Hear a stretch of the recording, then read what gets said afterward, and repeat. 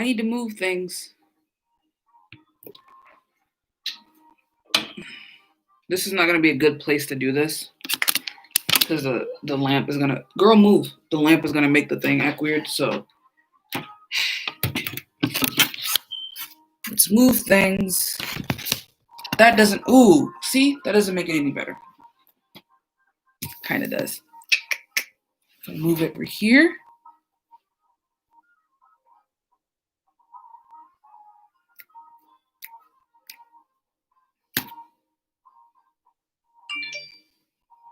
Pog.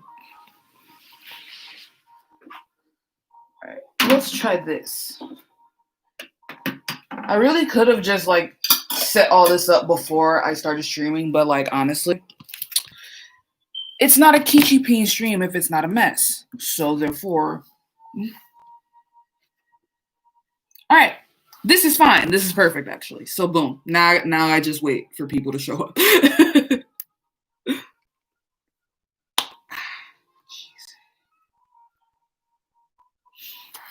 And now we wait.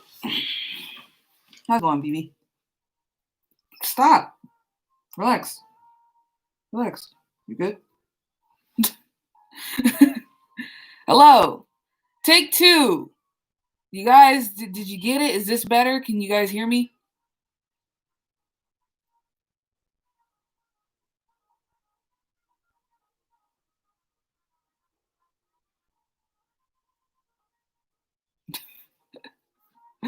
We're good? Are we good?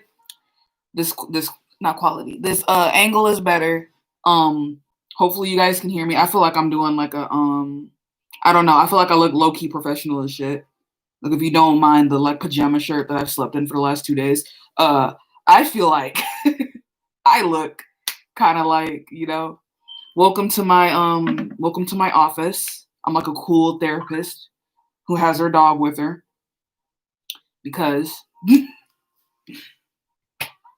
I'm gonna turn this off preemptively so I don't have to worry about it later. But I'm calling back to what some of y'all were saying in the last like 2-second stream before I had to end it. Y'all were talking about how Gen 4, like the new gen, like how they did that this year when it came to music. Absolutely. Absolutely. Absolutely.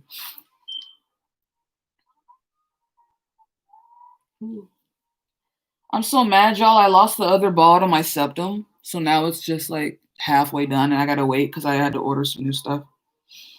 I'm waiting for more people to file in so we can like talk about it. Because I did make a list. So this is what happened.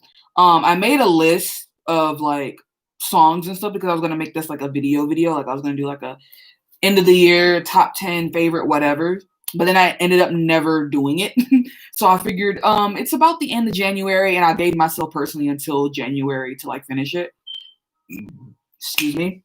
So I figured it's the end of January. Why not just do it via a live stream? It'll be more fun that way. I can get to talk to you guys like directly and we can like vibe off of each other and I can like, y'all can remind me of stuff that I missed, so on and so forth. So I figured it'd be better if we did it this way as opposed to the other way. But I do have a Google Docs of some of my favorite songs that came out this year. I also wanted to talk about some of my favorite albums, given there aren't that many albums that came out, not this year, last year, that I listened to fully because there aren't a lot of groups that I can listen to their B-sides and like be like fully in it, you know what I mean?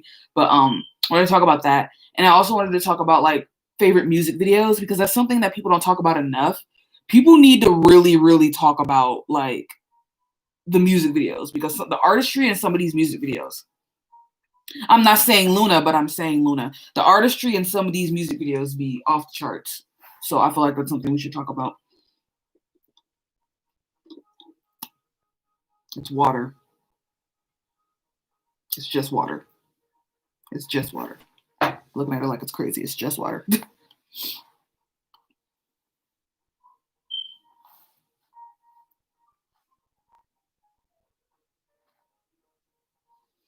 I can't wait until I get like used to Vivi so she can stop distracting me all the time because I literally will be filming a video, talking to my therapist, whatever, and all I want to do is just like, hi.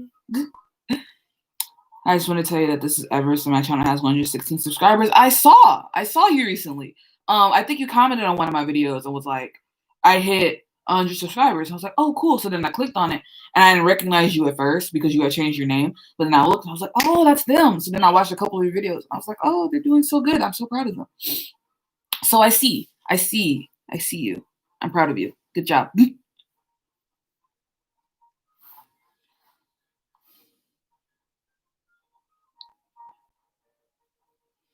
Oh yeah, did you guys see that I did my hair? I did this time.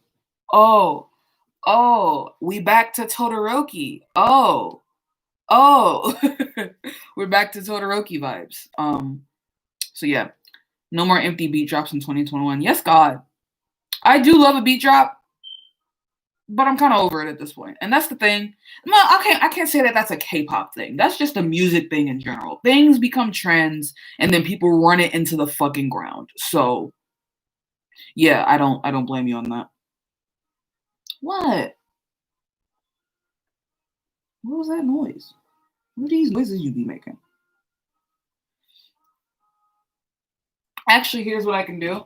While I'm waiting, I can just cuz not a lot of people are talking and I feel a little awkward. So what I'm gonna do is I'm gonna read off of my list that I wrote down on my Google Docs and tell you guys what my favorite what some of my favorite songs were in 2020. So I listed out like all the songs that I had listened to because given my reach as like, you know, a K-pop fan, it's not as big as it used to be. There are only most of these groups are like repeats because a lot of people did double comebacks and so on and so forth. Um, so yeah, but So What is on this list because of course So What and Why Not definitely they did amazing on that. On and Life Goes On, of course, you know that's a given. I put Kick It on this list. I did not put Make a Wish on this list. Kick It was fire. Kick It and Punch on this, but not Make a Wish. In comparison, I think I just like Kick It and Punch a lot. Kick It is kind of like I know what I said about NCT, you know what I mean? And I still do kind of feel a type of way about NCT, don't get it twisted. But it's one of them awkward moments where it's like I can't make the music not slap. So you know what I mean? So Kick It, I listened to it again recently because I think I was watching one of my videos or something like that. Stop licking my shirt, please. I think I was watching my video when I was making my 2020 like rap video. You know what I did? The whatever. And I was just listening to it. I was like, God damn, Kick It is kind of fucking fire. Like, it's just really, really good. So is Punch. It's just really good. I don't really like Make a Wish as much as comparison to that, but whatever. Raiden is on this list too.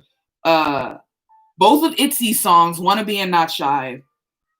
I put Wannabe on there. I bolded Wannabe. I didn't bold Not Shy. I like Not Shy. Wannabe though.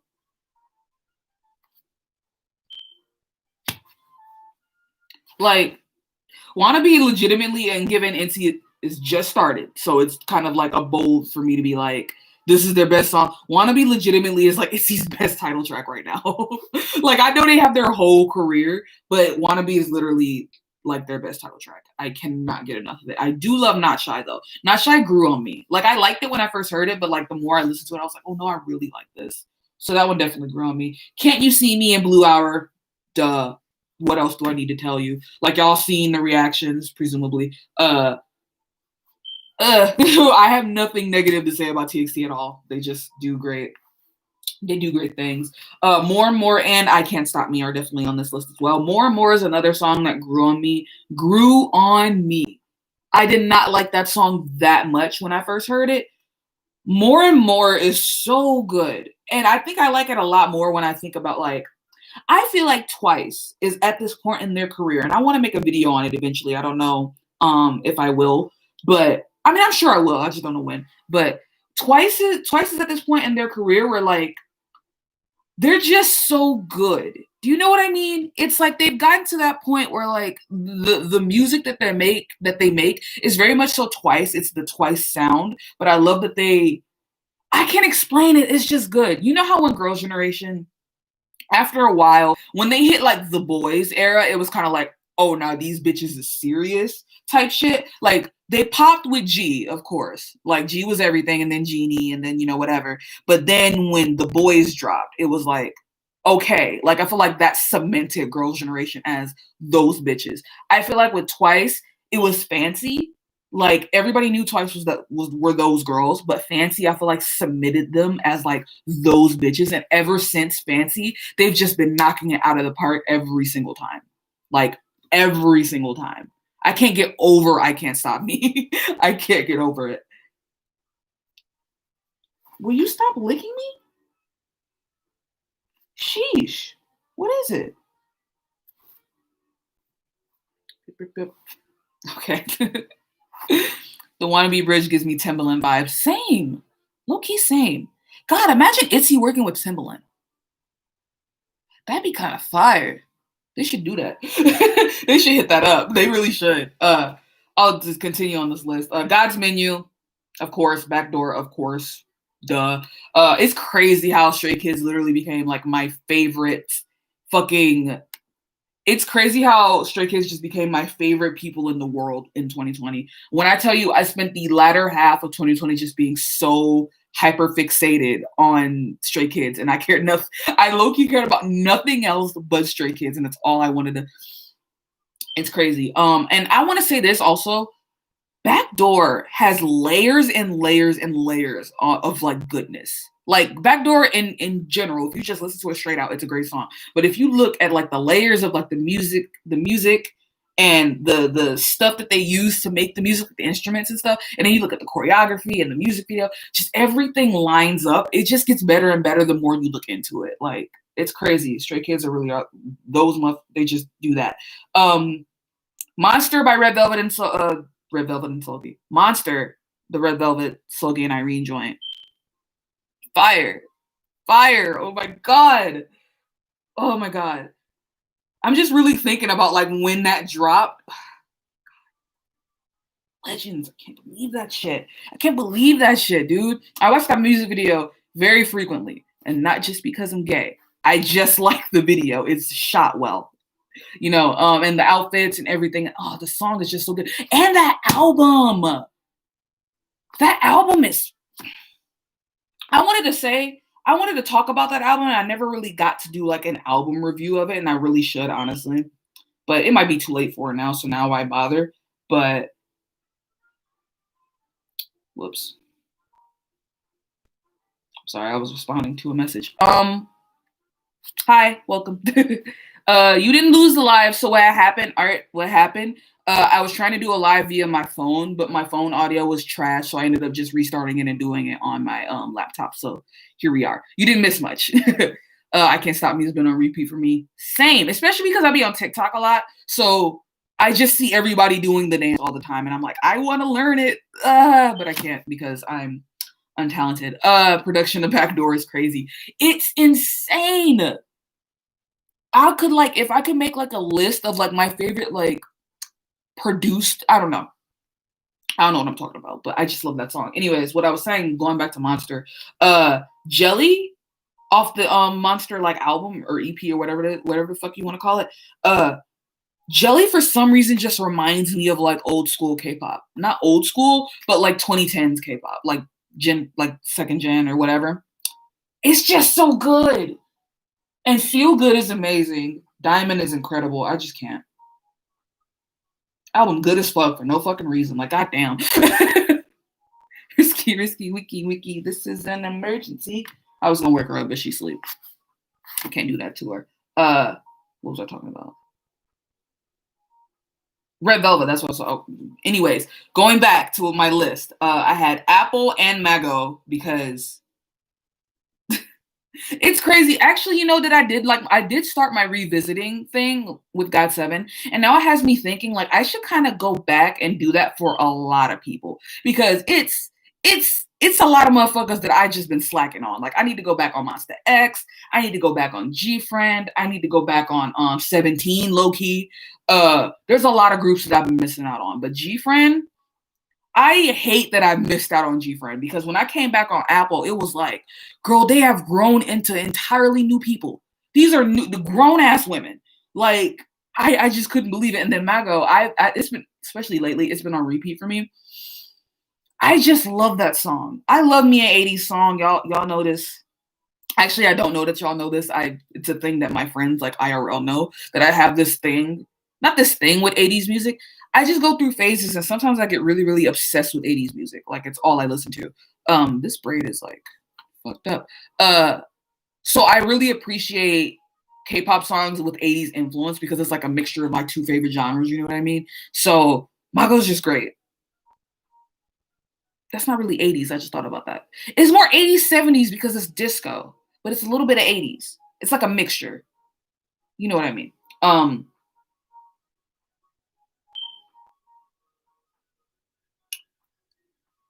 and then there's a bunch of other groups that like I have listed on my list of like songs that I listen to. But I don't have them bolded as in like my favorite songs. They're just songs that I listen to.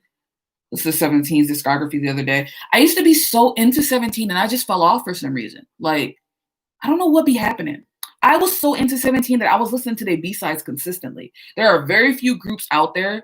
That's the reason why I never really did like my top favorite album videos or whatever, because there is few groups out there that I will like actively listen to the B-sides. Like I listen to BTS's B-sides, like I know all of their songs. I know all of Luna's songs. I know all of Red Velvet songs. I know all of Red Velvet songs. Like, I know I did used to know a lot of NCT songs, but I kind of fell off at a certain point.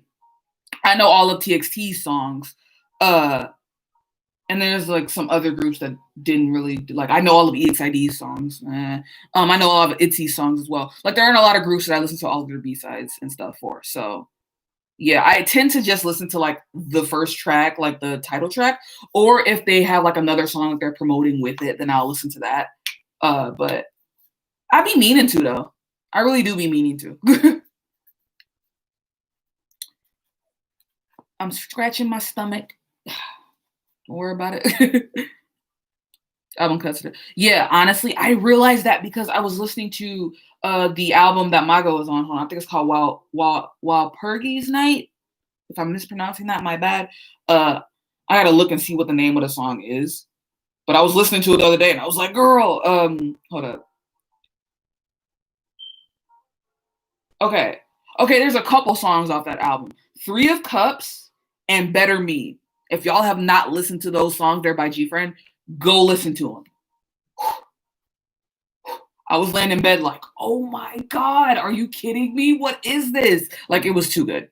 It was too good. Some of the album songs be like some of their best songs, and like a lot of people don't check them out. And given I'm one of those people, I'd be forgetting. So yeah, listen to city pop like Yukika and ID. Um, I have a couple of Yukika songs. What has she been doing lately? I need to get more into city pop girls. Like I do love city pop. I listen to a lot of city pop playlists and stuff. But in terms of like K-pop, I need to get into that. I just thought about something. Are there any J-pop artists that are like capitalizing on this city pop trend? Because I don't understand why you wouldn't. Just thought about that. Because there are a lot of like Japanese singers in the 80s who will just suddenly blow up on YouTube and stuff because people are like being recommended those songs. So I'm like, I hope y'all are like taking advantage of that. Because that would be fire. Like, why not? What was that? Waiting for you. My room is a mess. Need to get into G Friend. Honestly, they just. You ever just be like, damn, these bitches just talented as fuck. That's really how it be. I was watching some Luna music videos this morning, and it was like that same energy. I was just like, God damn, these bitches just talented as hell. Like, fuck. You know, there's just some people out there that are just meant to be like entertainers. You know what I mean? Oh yeah, here. Let's look at the list again. But for some of the other people that I didn't really mention, Secret Story of the Swan was good. I really wanted to get into IZ*ONE, but I feel like ain't they finna get ready to disband now? So now it's kind of like not a point. But I still want to get into them because I really like Secret Story of the Swan. But like if they're about to disband, I'm like I don't know if I want to do that. Left and Right by 17. Yeah, How You Like That by Blackpink. That song kind of grew on me. I found myself very recently listening to a lot of Blackpink. Specifically, I've been listening to How You Like That a lot. I've been listening to Boombaya a lot. And I've been listening to Pretty Savage a lot. That song goes. Pretty Savage is just kind of great. Like, damn. I low-key been sleeping on Blackpink. I mean, I have, but I'm not because like it's not that I've been sleeping. It's just them niggas wasn't dropping nothing, so I wasn't sleeping. But uh, I don't know. They're trying to extend their contract. Oh, word. That would be great, but that would kind of be fucked up for everybody else who had who had the disband, right? I imagine that's like a thing. Like I'm sure a lot of 101 fans are like, bro, hello, what about us? You know what I mean? But it would be nice. I mean, then again, what would I don't know.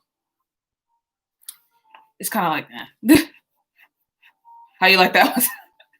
No, no worries. That's 100% your like opinion, and that's totally cool. I don't know why. It just kind of no. This is what it is. This is what it is. This is what it is with Blackpink. Honestly, I have a small issue with the way Blackpink's music is, or their title tracks specifically, are produced because they follow the same formula, and it kind of gets boring. Like there's a way that you can have a sound but still change it up. Like Twice. Twice has their sound. Like you listen to a Twice song and you know it's Twice. But they kind of change it up every so often. Like Cheer Up doesn't sound like Dance the Night Away, and Dance the Night Away doesn't sound like What Is Love, and What Is Love doesn't sound like I Can't Stop Me.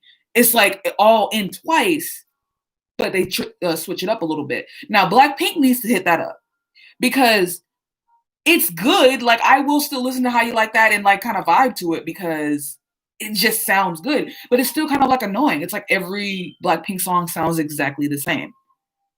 And then it's like, it's not even that like Blackpink can't do better because when you listen to their B-sides, it's like you looking at this stuff over here, you can see that they have potential to do more. It's just that they aren't being allowed to do more, and that sucks.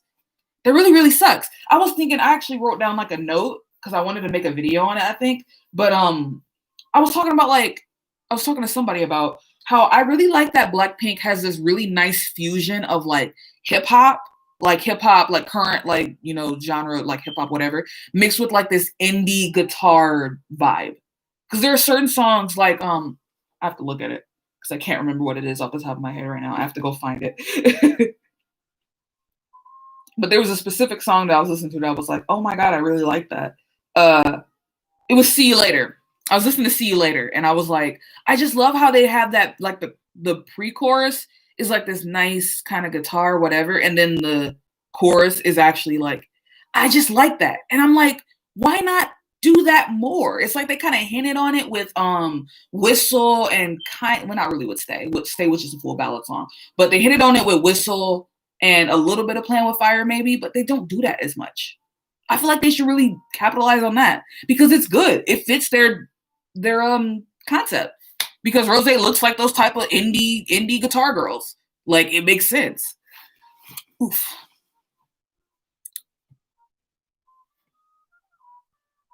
They're giving all their effort on Treasure instead of Blackpink. I can kind of see that. I do like Treasure though. Don't get it twisted. I've been listening. Y'all see the videos. I've been listening to Treasure. Them songs go. Them songs really go. Like, fuck. I've been listening to the fuck out of I Love You and them shits go. Good lord. I agree Blackpink has a distinct sound, but it hinders their versatility. Yeah. It's like you can have I don't know. I don't want to keep repeating myself and saying the same thing, but it's just a way that they can do it. Because like a lot of these other groups have mastered it to me. Like Twice has mastered it. Luna's got it. BTS has got it. Where you know it's a BTS or a Luna or a Twice song, but it still sounds different. They can do that. It's just the motherfuckers lazy. Or, well, it's just laziness. Because they see like, oh, this formula is clearly making money, so why change it? Which kind of sucks because when you really think about it, it low-key feels like Blackpink are just YG's like cash cow. They don't really care that much about the production of the music, clearly, because it took them forever to get a fucking album. The production of the music and like the hard work that goes, like it feels like they don't care that much. It's just like, we need money right now, so give Blackpink a song. You know what I mean? Whereas with the other groups, I feel like Akmu, for example, gets to be a little bit more versatile. I don't know about Treasure or anything because I don't stand yet, so I don't know. Also, they just debuted, so nah. But is that making sense? Do you know what I'm talking about? I don't know. Basically, Blackpink low-key deserves better. I don't know, when How You Like That dropped, everyone was like, oh my God, they're going again. And then when Lovesick Girls was different dropped with Pretty Savage, everyone goes, why Lovesick Girls Pretty Savage? Oh, I see what you mean. Yeah, that's the thing too. And it's like a weird double-edged sword, and I kind of feel like it's like that because we kind of been conditioned to expect that from Blackpink now. So for some people, it's like, yay, Blackpink's doing something different. Like for me, I was like, oh, I love Lovesick Girls because they're doing something different. But for other people, it's like when you like start to expect that type of sound and you don't get it, and then you get like the album and you get something that's kind of like that, you're like, well, why didn't they just do this? Pretty Savage is a really good song though. I don't know if I wanted it to be the title track though. I don't know what to. Pretty Savage isn't a title track song though. I mean, literally, they probably wouldn't be able to promote it, would they? Because they do not a lot of cussing, but you know what I mean? That's not a song that they could promote, the same way that they do Lovesick Girls. It comes to a point where YG knows whatever Blackpink releases is going to sell. Yeah, pretty much. It's like they don't really care that much. They're just like, Blinks will go hard for it. It's cool. It should have gotten better choreo. If we're really gonna call a spade, Blackpink deserves better choreo, period. Like, I'm not understanding. I think I said this in a video somewhere. I don't remember. But I'm not understanding how we have somebody like Lisa, who's literally one of the best dancers in K-pop, and they give her these, like, simple little whatevers. It's like, we really need to up the game. Like, we need to up the ante. Like, why not? Everybody else is, so why aren't you? You know what I mean? I'm not understanding it. Because I will say this. When Twice first debuted, I remember this. People gave Twice a lot of shit because the choreography wasn't advanced, quote unquote. And given, I do feel like some of the stuff that they do could be better, given Momo is also an incredible dancer. I feel like they could have her do more. But lately, when you look at Twice's choreography, it's like they're getting better and better. You know what I mean? So why hasn't Blackpink's choreo gotten better and better? Because I feel like if I, off the top of my head, my favorite Blackpink choreography is probably Playing with Fire. Whistle is really, really good. Boombaya is good. But a lot of their early shit has like their best choreo. It's like they get kind of lazier and lazier. Not the girls. It's just the choreography that they're given. It's like, y'all can do better. Y'all know you can do better. Lisa, not only just because Lisa's like an amazing dancer, but the rest of them need to, like, come on. Pretty Savage competed for the title with the album, but Lovesick Girls won. Aha, I understand. I don't know if I would have seen Pretty Savage as like a title track though. I don't know though. I still can't believe they did a song with Cardi B. That's crazy to me. That's crazy. Like, I know every so often I really be like, wow, this K-pop shit really big. But no, for real, this K-pop shit is huge. I can buy albums at Target. Motherfuckers doing collabs with Cardi B. Like, what the hell is going on? Like, I seen Taeyeon tweet about a fucking UFC fight yesterday. I don't know if that was a collab necessarily, but to me, that was just like, damn, what the fuck is going on? This shit is global. For real. Choreography doesn't need to be that hard, though. I don't want them to faint. And honestly, you make a good point, and now that I think about it, I think the reason why Blackpink's choreography isn't super, like, crazy or whatever is because of the music that they come out with is not music that needs to have crazy choreography. But then again, when I think about, there's some songs, like some of like the dance breaks and stuff, like I'll be listening to it and I'll watch the music and I'm like, damn, they could have did something better there. Like I really feel like they could have really hit. I don't know. You know what I mean? It's like some of the songs are like, you don't expect there to be like some crazy choreography or whatever. But then we get to the dance break where you kind of like want them to go off and then they don't. Like, I was like that with Doo Doo Doo. Like, the song was good, but then when we got to the dance break, I was like, I really, really like the dance break. I love the instrumentation of that part. But I'm like, I was expecting like a whole shit, and they didn't really do much. And I was like, aw.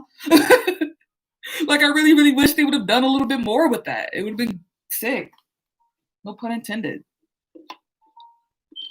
This is water, by the way. I'm trying to be healthy. Trying. Clearly not that healthy because I had checkers at some point, but whatever. No. That was my alarm reminding me to take my medicine, which I forgot about. I will take it not now. I feel like I might get demonetized for taking my medicine on camera. I don't know why I would, but I feel like that's something that's a problem. Oh, my ear itches.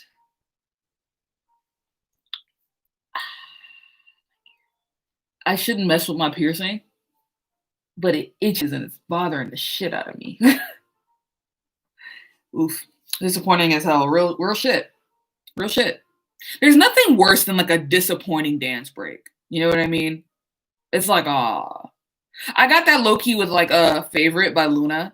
The dance break or like the is it a dance break or is it just like a pre it's not a pre-chorus. It's like the part leading up to like the last bit of the song. If y'all have heard the song, you probably know what I'm talking about. I love that song. I love Favorite. But damn, I wanted them to do go off a little bit harder than that. I really, really wanted them to go off a little bit harder. Given it was a pre-debut song, you know, they was just kind of just coming out as a group, so you know, whatever. But it was still kind of like, oh, wish they would have did a little bit more. Oof. We've been talking about Blackpink for like solid 15 minutes, but um, talk about what else came out that I liked this year, last year. Uh,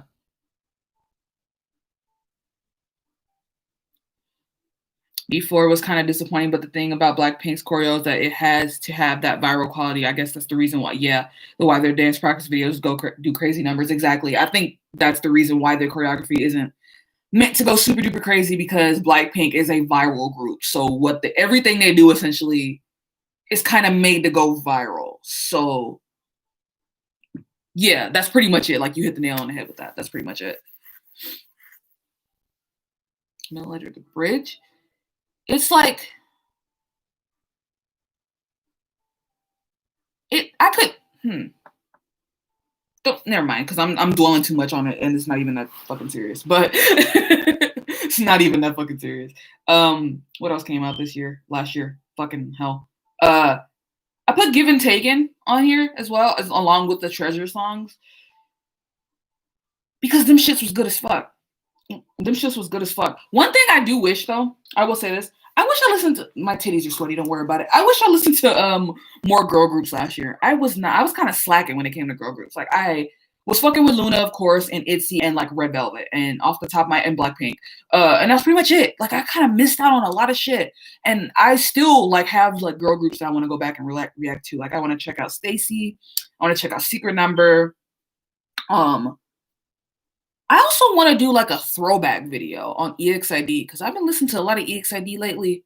And I'm just kind of like, this has nothing to do with this video or this stream, this topic of the stream at all. But I'm not understanding why motherfuckers was sleeping so goddamn hard on EXID, bro. It's like they popped off, like they were like Nugus for the longest fucking time. And then we had Up and Down, and then they blew the fuck up. They blew the fuck up.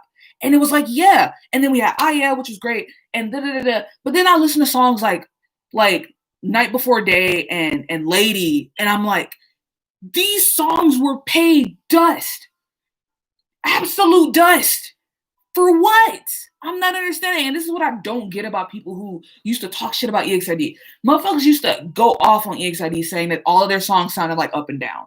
Given the only other song that EXID has that sounds exactly like Up and Down is Yeah. But I think they did that just because it came right after Up and Down and they wanted to capitalize on that. So I think that's why they did that. But it's like, y'all will say EXID's songs sound the same. But then when EXID did something different, y'all paid it dust. So what did you want? What did you want? Night Before... The whole Eclipse album is just so good. Have any of you listened to Boy? Please go listen to it. It's incredible. It is incredible how good the song is. And Lady is just... I love me some throwback music. It's just so true to like a 90s song too. It's just good. And the not the choreo. I meant to say the vocals. Thinking about Halen and her vocals. Oh my god. I just can't believe how EXID was paid dust. But they did, you know, they made their money and they good. So it's fine. Maybe I'm just tripping. They don't need to be tripping. But it's just kind of like, man, I just wish.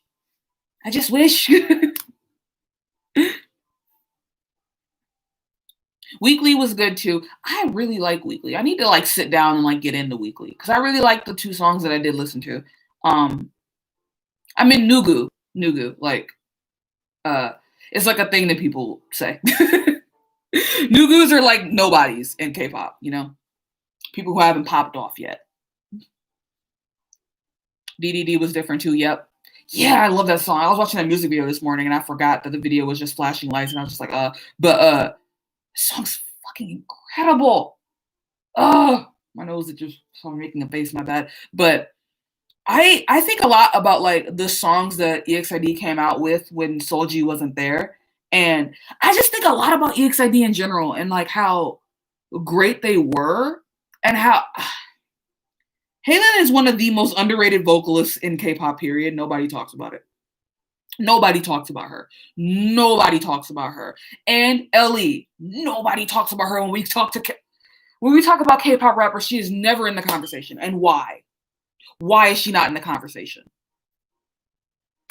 Whenever a K-pop group does something different, people pay a dust, but then complain and never change. Literally, I don't understand it. Y'all niggas just want to complain, clearly. Their main vocalist took a hiatus during that era. Yeah, she took a hiatus during DDD and Eclipse, and then came back for I Love You, and then Me and You, and then they're on hiatus, but they're disbanded. They left the label that a lot of the members left the label that they're under. So I don't know if all of them left. I think all of them left. I think Solji's married now, so they're pretty much not idols right now. But when Solji did take a hiatus, and then like it gave Haylin like it sucked that Solji was gone, but it gave Haylin a chance to really show how great of a singer that she is. So it was like a blessing in disguise in a way, because it really had people like, you had to sit and listen to Haylin because she was the only, main vocalist there. So, and she killed that. She handled that shit, dude. Like, for real. She is so slept on. Solji too. Let's add her to the conversation. Her voice is impeccable.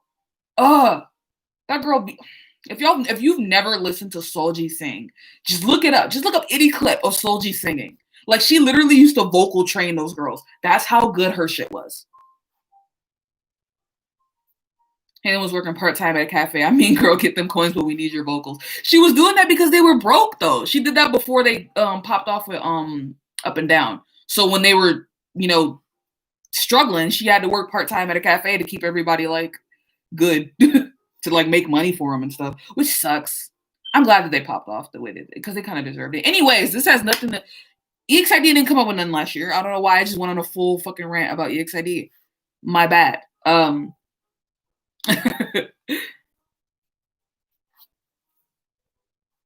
See, I want to put you down, but I feel like I'm gonna. All right, give me a second, y'all. I'm gonna go put Vivi in her kennel, and then I'm gonna come back because she fell asleep on me anyway. So.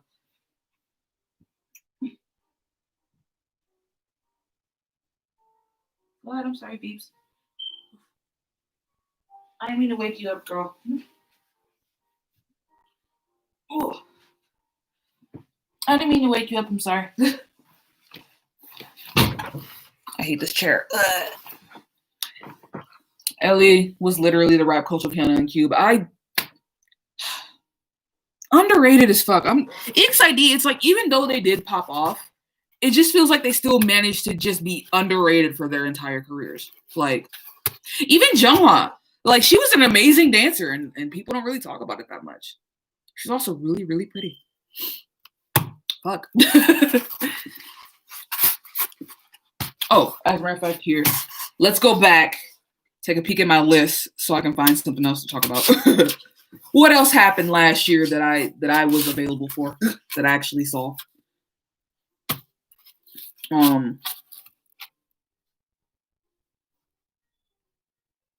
Oh, we should fucking talk about BTS, huh? I feel bad. I low-key don't talk about BTS as much as I used to on this channel, and I feel like a lot of people subscribed from... Give me a minute, my dad's calling.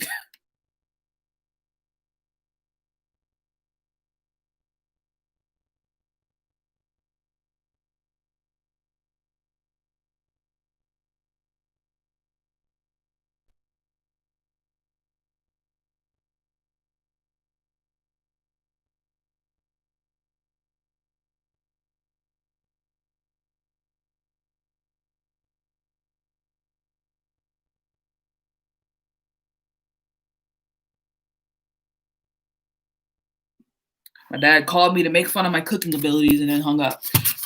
Hey, I'm back. So, like I was saying, I kind of feel bad that I don't talk about BTS as much as I used to. on this channel, and I feel like a lot of people subscribe for my BTS content, so I low-key be feeling like every day that I don't post a video on BTS, I'd be like, damn, people really probably hate me right now. They're like, what the fuck? And that's probably why I be losing subscribers. Like, I've been so close to 2.7K, but it keeps going up and then down because I think people are unsubscribing the less content I make about BTS. But it's like, this is the thing, right? And it's a thing. Because I've been a BTS fan for so long, I love them 100%. Of course I do. But I'm just like, I'm always here. You know what I mean? Do you know what I mean? Do you ever have like a group or like a thing that you listen to or whatever that you've been a fan of for so long, but sometimes even though you still like that thing, you just kind of drift off and do other things for a little bit? Because that's what I do every so often. I, of course, still love BTS. I'll still go hard for them. But sometimes I just drift off and go do something else for a little bit and then I'll come back. That's really been it. And then lately, because I've not been on K-pop Twitter a lot, I just don't really know what be going on. Like, I really just do not be knowing what's going on all the time. Like, I don't see like the drama, like the little petty drama and like the that will happen, because that's what a lot of my videos were made, like my older videos where I just kind of talked about BTS doing whatever. A lot of those videos are just kind of rant videos about like stuff that happens within the fandom. And because I'm not really on Twitter and I don't really interact with a big part of the fandom as often as I used to, I don't really have a need to make those videos anymore. Like, I don't really make those types of videos as much as I used to, unless it comes on like TikTok. If I see it on TikTok, then I'm like, oh, I see. But I don't be on Twitter that much, so it's like, eh. Remember how you made that video where you met them? Yeah, that was a weird time. It was a really, really weird time. I made a new friend recently and I told them about that. And I told them about like how I ran into BTS, and I was like, I told them about how I met GOT7 and I ran into them once in like Times Square. And she was like, what the fuck? She was like, what kind of life are you living? I was like, I don't know. I'm not that lucky no more though. So icons and talks for Kingdom lineup. Thoughts? I did see that. I think I saw that on Reddit. I saw that iKON was gonna be in it, and then I saw that I think TVXQ were gonna be coaches or something like that, or maybe something about TVXQ. I don't know, but I think that would be cool. I mean, I don't blame them. The thing is, though, with Kingdom and Queendom and everything, I thought it was like a thing that groups who were kind of down bad go on, you know what I mean? Like groups that are kind of fell off. And then I heard that Stray Kids and Tease, I believe, are going on it. And I'm like, what? Stray Kids didn't fall off. Tease is not falling off either. So I don't understand why, but maybe it's just like to build up more like conversation about them. But maybe for a Tease, I understand, because a Tease comes from like a smaller company. But even for Stray Kids, it's like, well, they're under JYP. They're going to be a part of the conversation. Well, well, I just thought about that. I just remember what happened with GOT7. Well, they could or they could not. Who knows? Stray Kids and the Tees have a small domestic fandom. Aha. Oh, yeah, I be forgetting. That's fucked up. I be forgetting. So I forget that sometimes groups can be really popular over here, but not really that popular over there. So, yeah, Stray Kids and the Tees go hard over here. I know tons of A-Tennies, so I just assumed that a Tease was like big everywhere, but I guess not. Bobby has been through so many survival shows, lol, but iKON does need it since they've had some scandals, yeah. I heard Hanbin was coming back and doing some music, which was cool. I feel for that dude. I never really stand iKON like that much, but I always knew of him. And I just feel like Hanbin got the shit end of the stick with that whole situation. Just fucking sucked. Poor dude. It'll be iKON's third Mnet show and Bobby's fourth. Oh boy. That's the thing though, it's Mnet. Actually, as a matter of fact, here, let me look up something. Is there like a list anywhere? As a matter of fact, I can look it up on my phone instead of my computer and pause my shit. Is there like a list of everybody or people who are like gonna be on Kingdom or like confirmed to be on Kingdom or whatever?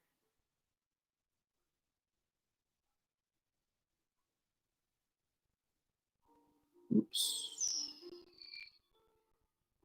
I'm seeing like news articles and they're making me click stuff. NCT Dreams Renjun reveals Maknae Jisung's new drinking habits. I forget Jisung's an adult now. That motherfucker will always be 5 years old in my eyes. I don't care. I do not care. He will always be 5 years old in my eyes. Speaking of NCT Dream, just want to talk about Raiden right fast. Raiden was great. I also want to talk about Seven Dream being reunited. Good shit. Good fucking shit. But yeah, Jisung will always be a baby in my eyes. Not in like I don't want to infantilize him at all. You know what I mean? But I'm just so used to him. I'm telling y'all, when I started standing NCT, Jisung was still in Mickey Mouse Club. Like that motherfucker was what, 12? He was so young. So like to see like, oh, he's drinking and he's like an adult, and they did the rooftop fight, and it's like, but in my eyes, you're still like baby. Like I still see you as like chewing gum, like Mickey Mouse Club, like little boy. Like I don't know. I don't know. I can't do it. Atiz, Stray Kids, The Boys, and Icon in talks. Okay, so nobody's been like confirmed. I should get into The Boys. Hear a lot of good shit about them as well. But you know, I should do it. Actually, I should do that. Where are the SM Rookie girls at though? I think they debuted. A lot of them debuted, didn't they? Well, aespa debuted. Is there anybody else? Hold on, wait. SM Rookies. There was a list of like SM Rookies somewhere that had like all of them.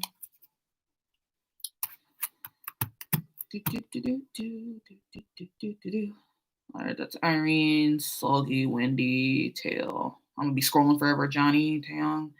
You know, I just need to get to like the newer people. The Xiaojun, okay.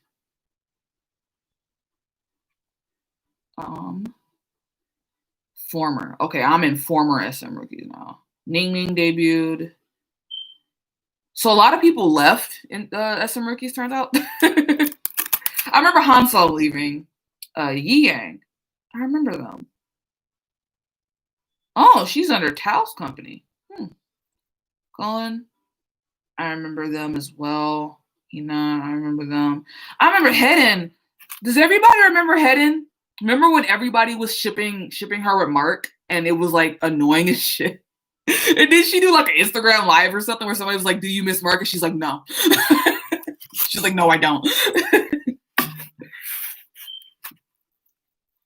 Yeah, so a lot of the other SM Rookies left. The one who left recently, Lami, left in February of 2020. So yeah, kind of sucks. Ningning was the only SM Rookie girl. The whole SM Rookies was a fever dream for me too. Y'all had never seen that?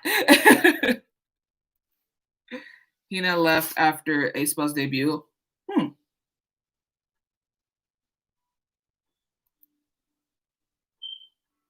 Dang. Hold on, I'm like finding like articles and shit, so like I want to read stuff.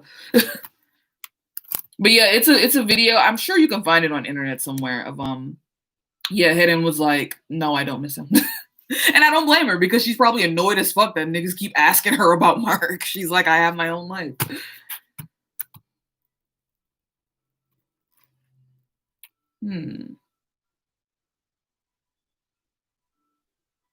They 100% planned to be in the group, especially Golan. She was going to be in Red Velvet, just like Seulgi was going to. Seulgi was going to be in FX?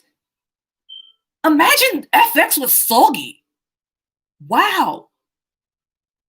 Oh my god. I need to do. Hey, y'all, tell me this is tell me this isn't a great idea for a video. We should do a video where we talk about like members of groups who were supposed to be in a one group and end up in a different group. You know what I mean? Because there's so many of them that I think are so interesting. Like everybody knows about like, oh, Johnny was supposed to be an EXO.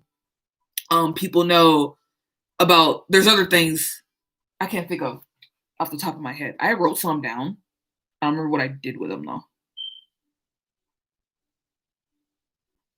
Okay, so I'll put, yeah, there's Johnny who was supposed to be in EXO, and Youngjae was not going to be in GOT7, but he ended up being in GOT7. Bam Bam was supposed to be in Stray Kids. That's wild. Imagine Bam Bam and Stray Kids. Wow. He would be like the oldest member. Like he would be up there with Chen. Like, Yeah, Coops was supposed to be in Newest. I remember that. Mian and Jenny were supposed to be in Blackpink. Imagine that. Oh my god, this is fucking me up because this is really killing me. Cause like I should really do that. We should really do those. I should write some of these down. As a matter of fact, I should write some of these down so I remember them. This would be a great video to do. To think about like what the because I know there's one that's like an old one that I don't know how many of y'all remember these groups, but Hyunsung from Beast was supposed to be in Big Bang and he didn't make it. So imagine if Hyunsung was in Big Bang. That would be crazy. I'm gonna write this down.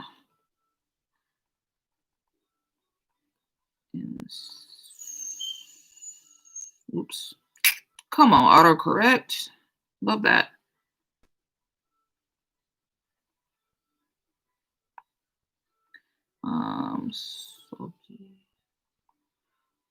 I can't get over that. Imagine FX with Solgi. Solgi would have killed that red light concept. Oh Lord. Oh my god. That would have been fire, dude.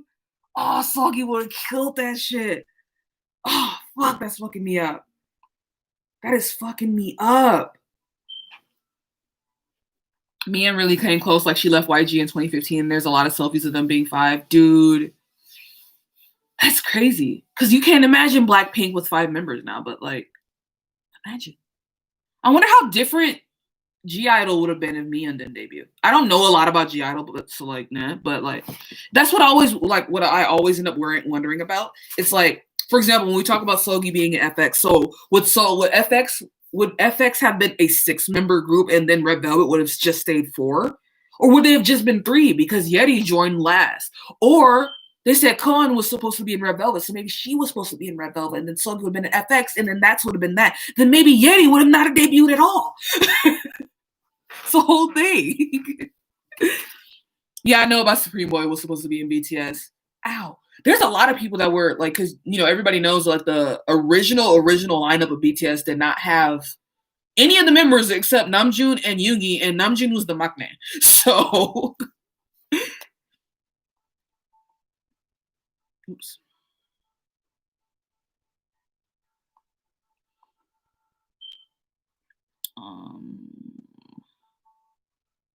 I wonder where Youngjae would have been if he wasn't in GOT7.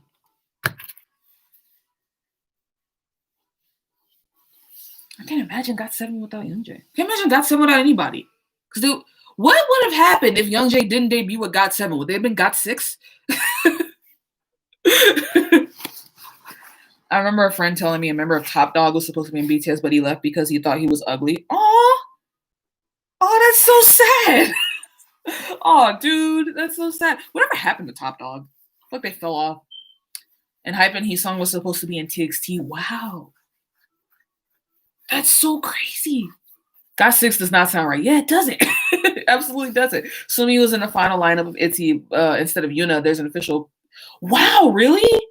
Oh, I want to look that up. Wait. So she got that close to almost being an ITZY? She was that close that they actually like took pictures with them and stuff. That's crazy. And then she ended up in YG. I wonder what happened that made her like leave then. If she was that close to debuting, then why did she leave, I wonder?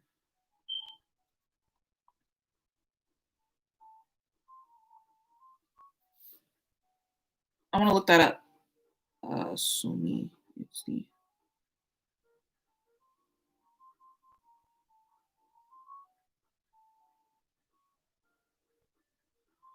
I see these pictures here. That's crazy. Imagine ITZY with Somi. Someone JYP. Nah. JYP do be on bullshit. So Yeosang and Wooyoung of ATEEZ would debut with TXT, but Yeosang left and Wooyoung came with them. Wow. I do know about that because I hear a lot of stuff about like ATEEZ and TXT being like friends and stuff. So I think I might have heard about that, but I didn't know. That's crazy too. Damn. TXT had a lot of possibilities. They could have been a lot of people. There could have been a lot of different types of people up there. I honestly think she was the first member and the center of ITZY, though. I honestly believe that JYP is still salty. I wouldn't be surprised. Somi is an amazing talent. She's got it. She's like literally full package. Uh, so if so, I'm imagining like ITZY without Yuna. That's crazy. Really would have been like, not that Yuna isn't a it girl, but like imagining Somi and ITZY, that's too many it girls. There's too many it girls. Who do you pay attention to? There's too many people. Somi wanted to go to solo because of music preferences. Yeah, I can understand that. ITZY isn't a. I won't say it's an acquired taste. ITZY makes good music, but I can see how she maybe wouldn't want to make that kind of music, maybe because ITZY makes club music for real. ITZY, especially their B sides, girl. The B sides on "Wannabe," some of them, those are just club songs. Those are just club bangers, like "Ting Ting Ting," club banger. "I Don't Want to Dance," that's a no. Those are just club songs. Like if I went to clubs and danced and shit, I would just do that.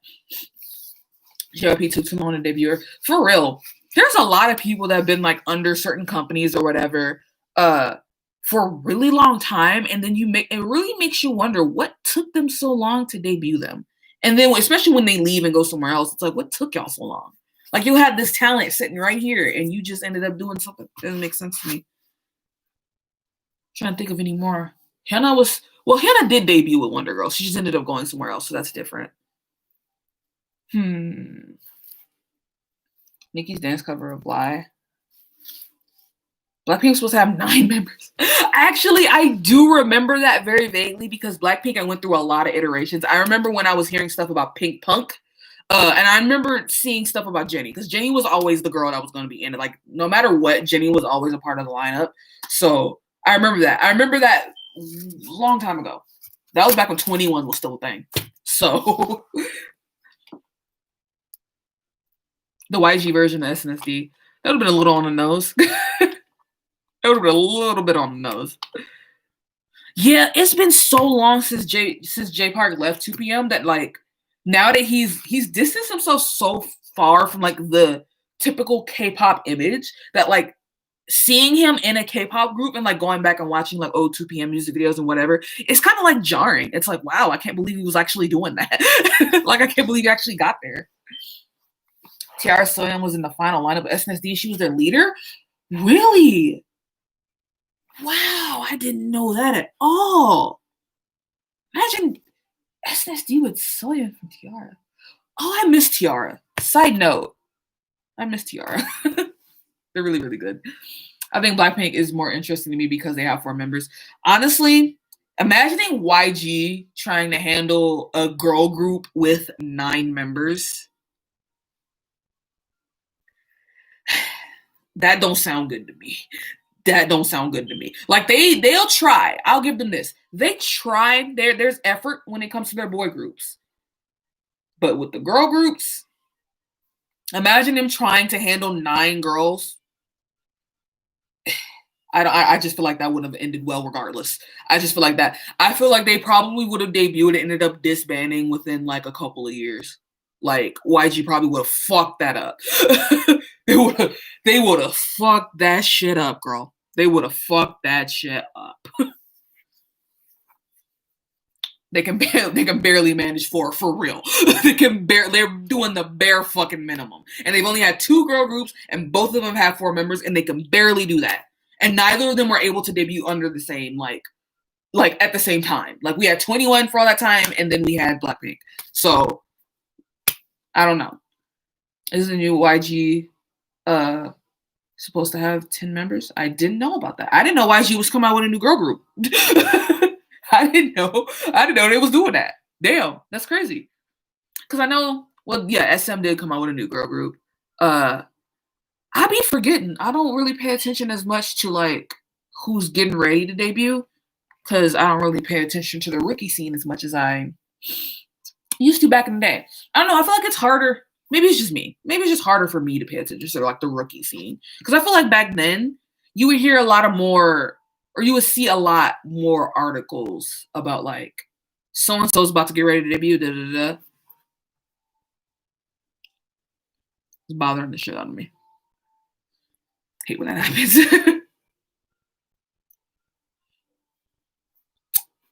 Okay, so But given, like I said, that could just be me not seeing stuff. Sometimes stuff doesn't show up on my radar. Doesn't mean it doesn't happen. So. I'll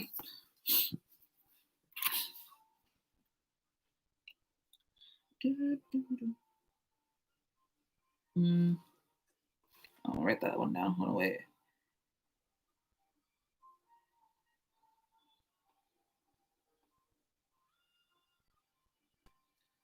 You ever just remember that, like, Jessica's really not in Girls' Generation anymore? It really sucks. I don't know why it just popped in my head. Because that shit was a fucking mess. I'm just really thinking about how that was a fucking mess. And, like, how I think it's because I came across one of Jessica's videos because she has a YouTube channel. And I was just like, damn, it's really been that, like, she's really gone. Like, she's not in Girls' Generation anymore. It's crazy. Taemin was supposed to be an EXO? Wow. Really now? I don't know if I would have liked that. Because I like Taemin and SHINee. Taemin belongs to SHINee to me. You know what I mean? It's like 5 to 7 members, methinks. And their name is basically going to be confirmed to be baby monsters. Baby monsters? Okay. I guess. Sounds a little Wattpad-y. Sounds like a little Wattpad group. No disrespect to, like, the rookies. I'm just saying the name sounds a little weird. It's probably something that if they do debut with that, it may grow on me later. But it does sound a little Wattpad-y. Dio's leaving military today. I have not paid attention to EXO in so fucking long. I kind of feel bad about it. But then I kind of don't. But then I kind of do. I used to go hard for EXO for like a couple years, like 1 year. And then stuff happened. I feel like as K-pop progresses, there's just way too many groups debuting. No, for real. I think that's probably why I don't see a lot of, like, stuff on my radar about, like, rookie groups.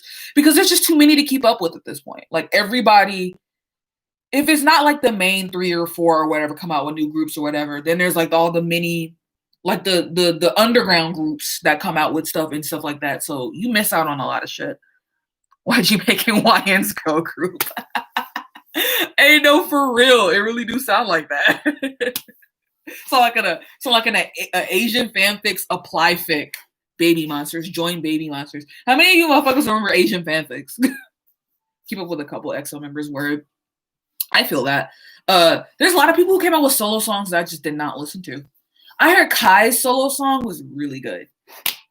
Like, I hear a lot of good shit about it, and I probably should listen to it. I've heard little clips of it on TikTok, but I heard it's really good. I heard Bacon's stuff is good as well. I just never listened to it. That was a burp. Excuse me. I think Suho came out with a solo song too. I don't remember. I used to really like Suho. Suho used to be my dude. When I did stand EXO, I was a Suho girl. I was Suho, and then I was Chanyeol for a little bit, but I was mainly Suho. A little bit of Kyungsu. Yeah, I kind of want to get back into EXO now. Fuck. Low key. Shit, I might do that. I might go ahead and do that. Because it's doing numbers. That nigga's he really is that nigga. He really is that nigga. No, for real. He really is that nigga. There's 15 people in here. Hi, everybody. Speaking of solos, Rose and Lisa are coming. Are they for real? Because everybody's been talking about it. Girl, I've been waiting. You know what I would love? You know what I would fucking love? I know it won't happen. I know YG won't do it. But could you imagine Rose hitting up some type of, like, darker kind of rock concept? Could you imagine? Because I just feel like she would kill that. I hit my glasses. Don't worry about it. I just kind of feel like she would kill that. I know they won't do it. I know they won't, but it would be so good. Give her, I know they won't, but, like, imagine giving her, like, a baby metal concept. You know something? You know, like, because she's so pretty and, like, cute, and, like, have her, like, the video be, like, really creepy. It was confirmed, and it was announced, like, 10 minutes ago. Oh, shit. Oh, what? Oh, on the 31st? Goddamn, really? Just now? I missed it just now? What up?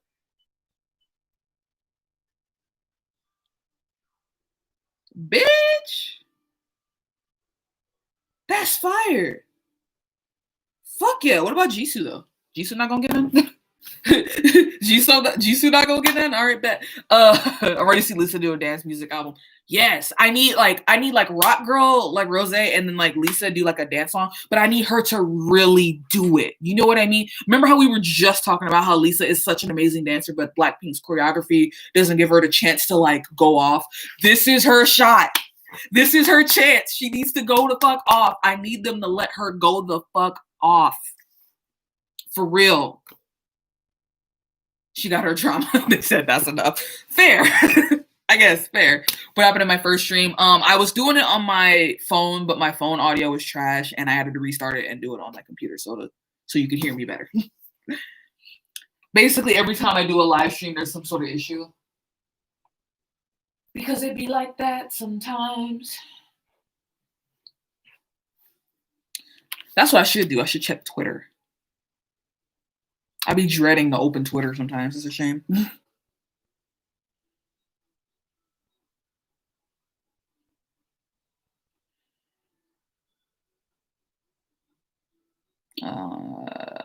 Oh my god. See this Momo Winx Club post?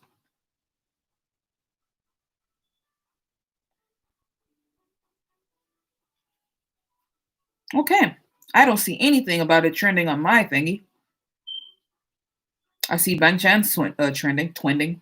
Love that for me.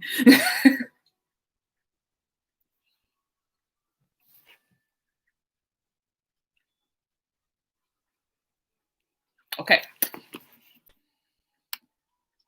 I do not be checking Twitter at all. Have you listened to Hypen's album? Not yet. Not yet. I haven't had the time to, but I should.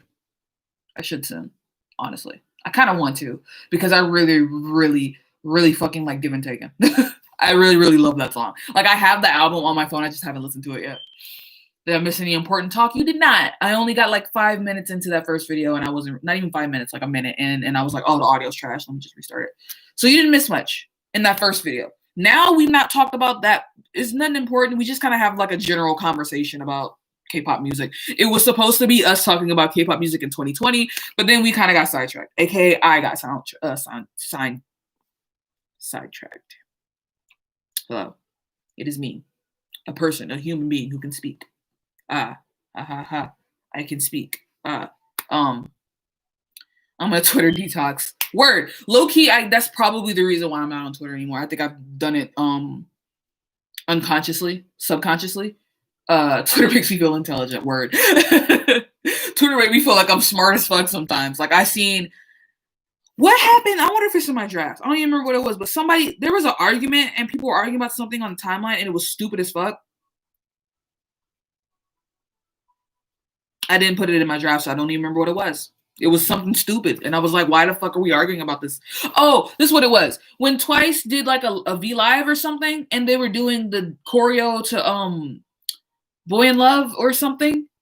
And I think Onces were mad because they were like, oh, but the song isn't even playing. But like armies were like, oh, cool, they're dancing. They're dancing to Dynamite. Fucking up. But it was just such a dumb thing to get mad about. And I was like, y'all niggas really beefing over this. Motherfuckers really scrapping on Twitter over some stupid like that. I hate it here. And I logged off and I don't check very often. I check from time to time. RT a couple things and then leave. Oh. Did y'all hear that? I cracked my spine. Fuck. TXT 8 this year. Period. No, for real. No, for real. I really be thinking about that sometimes. Like I said, I think about that with TXT and I think about that with ITZY a whole lot. About how they're only this where they are right now. And like, they're killing this shit. You just debuted. How are you this good? That's ridiculous. Makes no sense. And the fact that TXT is supposed to have a concert 2020, dude. Listen to me. I have the biggest regret in my fucking life because I was supposed to go to the US showcase and end up not going because I didn't have anybody to go with. I literally bought the ticket. It was fucking high touch and I didn't go. And I was like, there will be next time. There'll be a next time. Surely they'll come back. I'll try not to trip about it. But then the world shut down. And at this point, it's looking like we not gonna open back up until 2030. So missed opportunity. I'm so sad. I'm so sad. I can't believe that. I knew some in me was like, I should have just went anyway. And I didn't. Fuck. The song was going off. Vivi literally woke up, drank some water, and went back to sleep. That's so funny to me. The way Onces cry that they don't have any interaction with any other groups besides JYP groups. I feel like they be arguing all the fucking time. And I don't want to talk shit because, you know, it's all love here. But like, I feel like Onces be getting mad as fuck over like small shit. It's like, damn, relax. Cool, like relax. And this is the thing too. It's like when stuff like this happens, like something very small like that happens, it's like no wonder that these motherfuckers feel like they scared to be friends with anybody of the opposite gender. Y'all can't even let motherfuckers dance to songs without it being an issue. Imagine if it came out that like, I don't know, Momo and Taeyong were like best friends or some shit. You know what I mean? Niggas would fucking lose their minds. They go bonkers. Could take it. Over some friendships. Like, it's weird. Y'all need to relax. You could have invited me. I didn't know. Fuck. I didn't fucking know. God, I'm still so sad. I should have went. Stop. This is making me think about how BTS worked their ass off on 7 and then pandemic happened. Literally. I'm still to this day mad as fuck that we do not have a live performance of On. Like, we have a live, but we don't have a live performance with people in the crowd. I need that in my life. That song's too damn good to be performed in like silence, bro. I hate it. I hate it. God, I wish this shit would be over. I really do. It's just fucking, it's getting aggravating. This shit is at this point. I just wish this shit was over. Not even just for like the concerts to come back, but just in general, just for like life to go back to normal. Because like I was worried about it, but like, I was like, oh, you know, quarantine, like, whatever. Because I'm generally a homebody anyway, so it was kind of, like, fine for me personally. But now it's like, I'm just starting to miss, like, small shit. I'm watching my old vlogs and shit. I'm watching other people's vlogs and, like, watching, like, old content of people just going outside and having a good time. And it's like, I miss it. I miss it. What the fuck? When Diana and Jimin come out as besties, what are y'all going to do? Clearly, what are you going to do? What are you going to do? Nothing. You the fuck up. A lot of K-pop groups were supposed to be making big moves in 2020, and then COVID happened. Yeah, and there were a lot of rookie groups or like smaller groups that ended up having to disband because of COVID, because they, you know, the companies couldn't do it, just couldn't do it, which sucks. Like, I think a lot about how Hinapia disbanded. I get so sad about Hinapia disbanding because, like, given everything that happened with Pristine, and then for the Hinapia to happen, and then like for it to just end like that, it's like, bruh, the fuck, you know? Scroll up a little bit to see if I didn't miss any comments. Would have been hyping them up and all. Horror shows were dry as hell. Dude, I can't. I don't like this silent shit. I just can't do it. NCT is so confusing, y'all. NCT core members are third gen, but here we have Shotara and Sungchan, who just debuted AKA4. I don't even want to think about it, bruh. I don't even want to think about it. No, for real. Like, I try not, and generally, NCT's concept is not super duper confusing, but when you have all these members that debut in different, like, times, like, in different years and shit, it's like, okay. You know what I mean? Welcome back, Kiara. Welcome back. Crying, even seeing people's old videos, thinking about how, right, I'm thinking about how shit used to be normal. Shit used to be normal. Only a year. Oh, you know what it was? I fucking was looking back at my old concert videos from the last concert I went to. Nope. Last concert I went to was a Brockhampton concert. That was in January. But the last K-pop concert I went to, which was Speak Yourself, and I was looking through some of my videos, and I was like, I can't, only a year ago, this shit was normal. You know what I mean? This was normal for me to be in a crowd of motherfuckers just screaming and having a good time. And now, here we are. Yeah. Crazy to think about how groups debut in 2020 in front of no crowds. They haven't even seen their fans. Right. That's some, oh, wow. I didn't even really think about that like that for real. People who debuted in 2020 literally have not seen their fans in person. That's crazy. Like, it's sad, like, you know, for like armies, for example, who like miss BTS so much. But like, yeah, like in Hypen, who haven't even met their fans yet. Fuck. Pristine the potential. Plus, I'm under your bed. No, for real.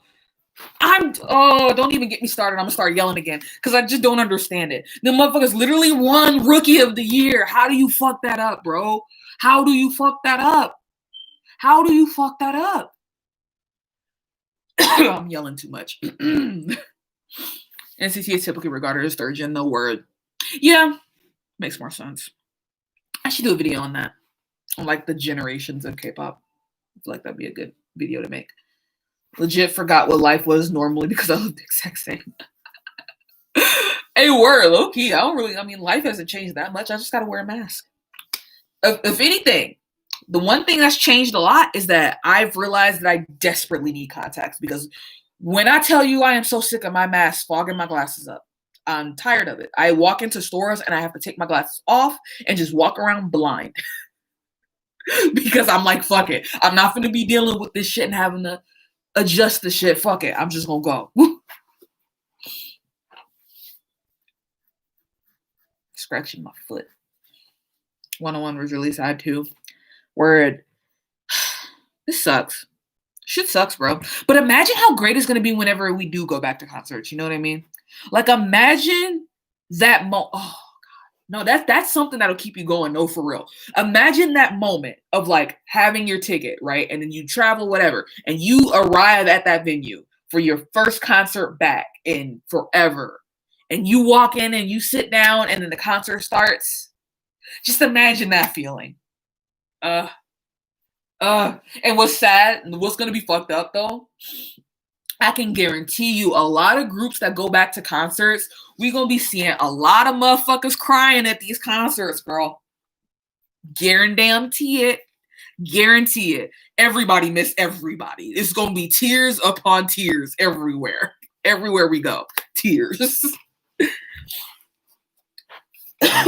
Shit. I've been playing lacrosse for 5 years, and the glasses never bothered me. But with COVID, yeah, I'm getting contacts. Literally, it's so fucking annoying.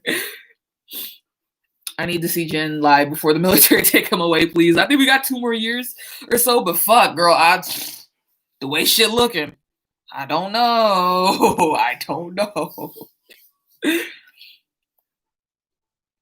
I pray for the tickets and God help me get them, so I believe we'll still be able to go. Word. I like to think positively, of course. So I want to think that soon enough we'll get there. At least in other countries. I feel like the other countries will get there before we do. Because y'all know how it is over here. Hate it here. I was supposed to see NCT 127 in Texas, and I told my stepdad they have like 21 members and he didn't want to go. What, that was like the cutting off point. He's like, 21 members? No, absolutely not. I'm gonna be crying when Skiz do God's Menu. For real. I want to see Skiz live so bad now that I stand. Now that I really stand, I really want to see Skiz live so bad. Oh, sorry. I need that. I need that. I started listening to K-pop early quarantine, so I've never been to a concert. Like, why did I have to start standing now? Oh, dude. We gotta get there, though. We gotta get there. I'm going to try to get an Hypen concert ticket. Bet. I believe in you. I got like a list of motherfuckers. I need to see BTS again. I need to make up for me missing TXT, and I want to see TXT again. I need to make up for me missing ITZY, because I wanted to see ITZY too, but I ended up not going, because when they did their last US showcase, ended up missing Twice as well, because Twice happened like right as BTS were doing Speak Yourself, so I ended up just going to Speak Yourself instead. I definitely want to see Twice live at least once in my fucking life. I want to see Skiz live. I want to go to another K-Con, for real. Like, I didn't go, and honestly, I was like, I don't see myself going to any more K-Cons because most of the groups I'm just not into anymore, but I kind of really want to go to another K-Con. Because when I did go, it was just such a great environment. Like, you know, surprisingly, it was like such a fun time, and I would just like to enjoy, and like, enjoy that again. I saw Skiz like right before COVID hit. Ugh, lucky. Need to go buy. Hang in there, guys. Yeah. Oh, if you're leaving, then buy. But if you're not leaving, then I misread your comment and I'm sorry. But Skiz live during Mirror was impeccable. That's the thing, when you get into groups late, I feel like I miss shit. You know what I mean? Like, I'll never be able to like experience that shit firsthand when it comes to Skiz. Like some of the stuff that they did early in their career, I'd never be able to experience that firsthand because I didn't stand them. You know, it's like how I feel about GOT7. It's like I was standing and then I stopped standing. I will never get to experience like Lullaby live because I missed it. I just wasn't around then. Fuck. Miss GOT7. I wish I would have kept all of my concert videos. They're somewhere on my Google Drive. I just wish I still had them. I need to be in a crowd full of stays shouting Penchan best leader. Period. Exactly. Big same. Big same. Big same. When I went to a concert once in 2019, some people were just standing there. I bet they regret it. Word. I don't understand when people go to concerts just to stand.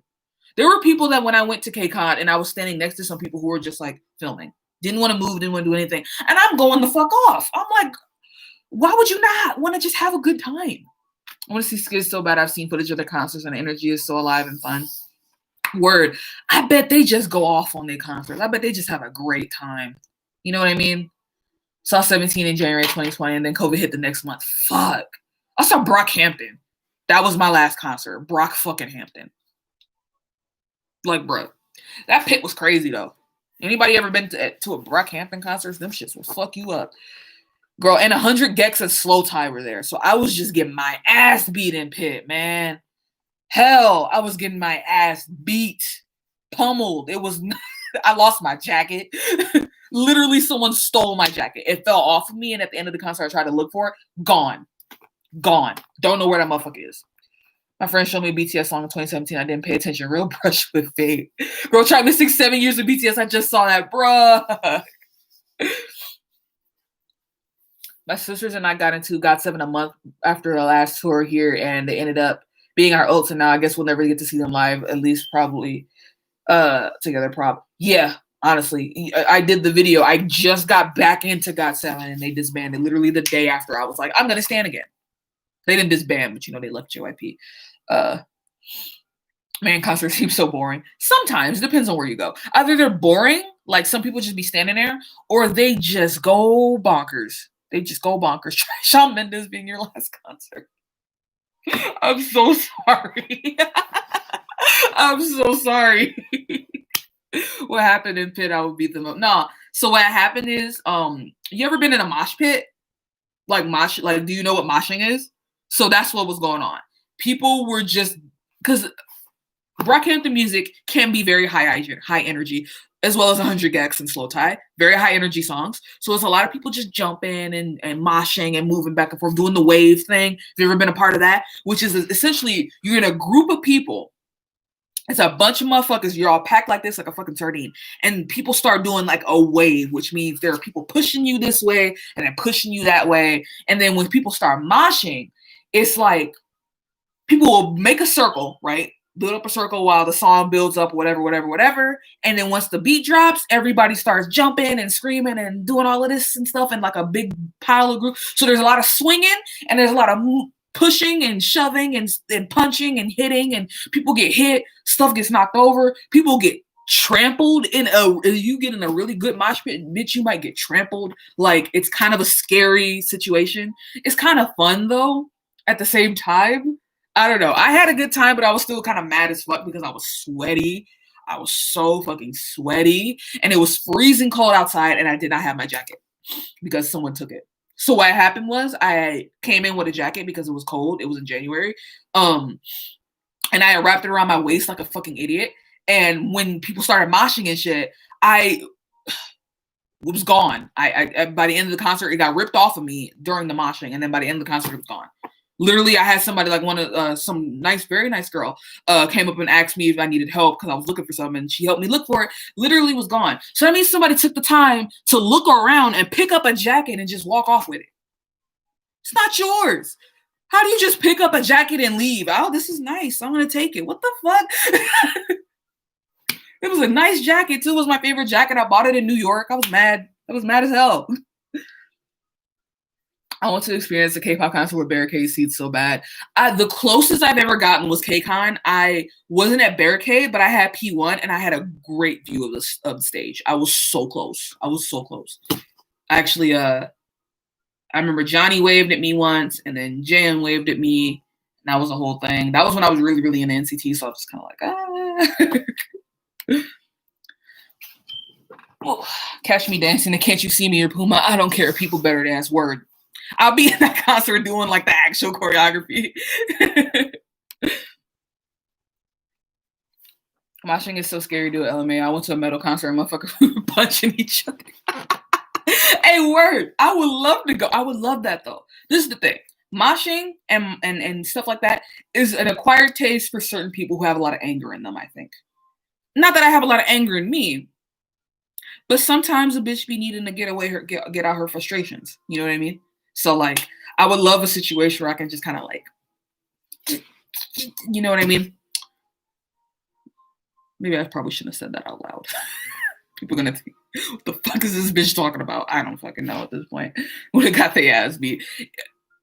If you really want to fight somebody, the best place to do it is in a mosh pit because nobody will know that you're actually fighting. People just think you're just moshing.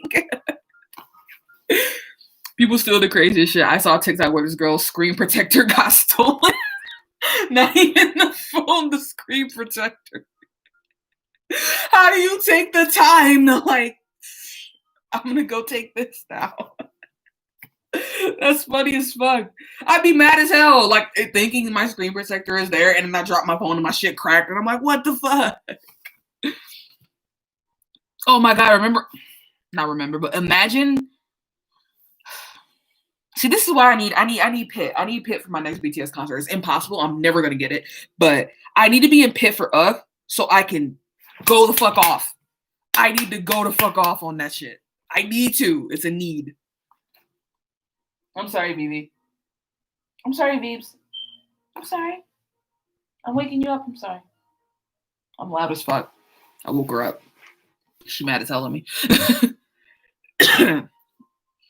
When my sister and I saw Twice, my one sister and I did the couple, and the couple next to us all did the choreo with our arms while watching. It was really fun. That's so cute. I would imagine the next Twice concert and see a line of motherfuckers doing that I Can't Stop Me shit. Crazy. That would be crazy. Whiskey. It's an emergency. And it was in a gym locker room. Someone really took the time and said, I need a screen protector now. I'm going to take this one. That's too funny.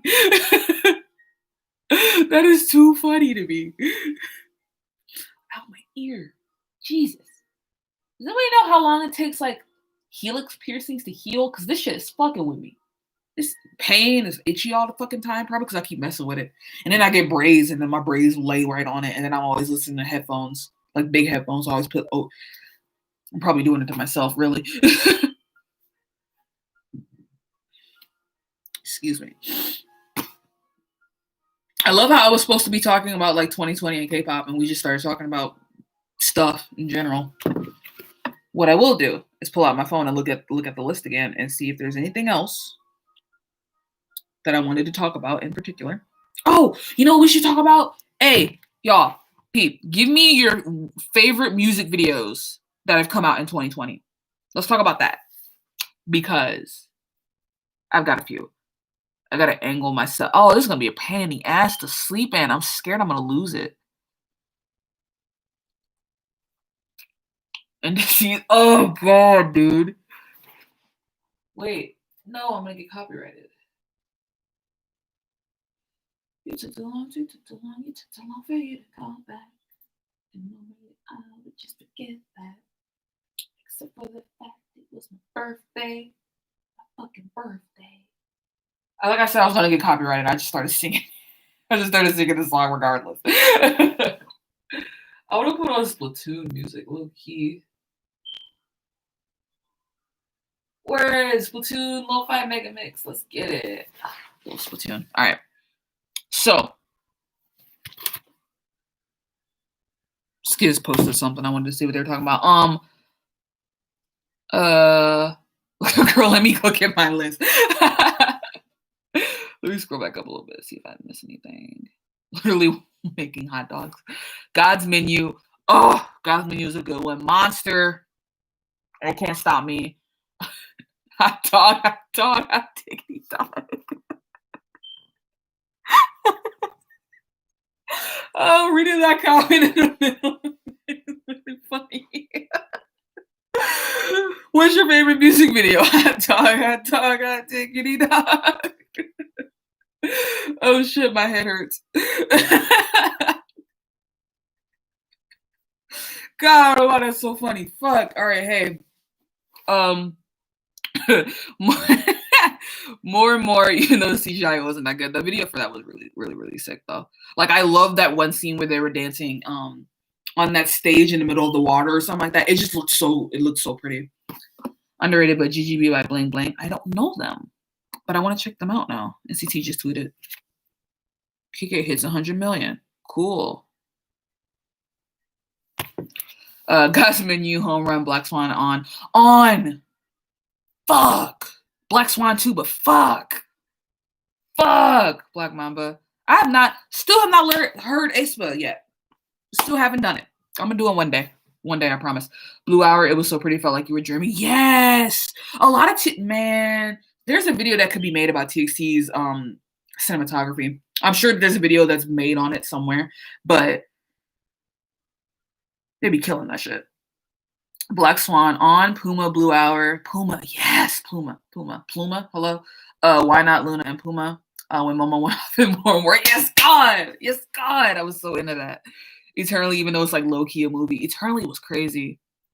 I want to do a video. I'm not going to say what it is, actually. Actually, it doesn't matter because I'm sure this video is probably already made.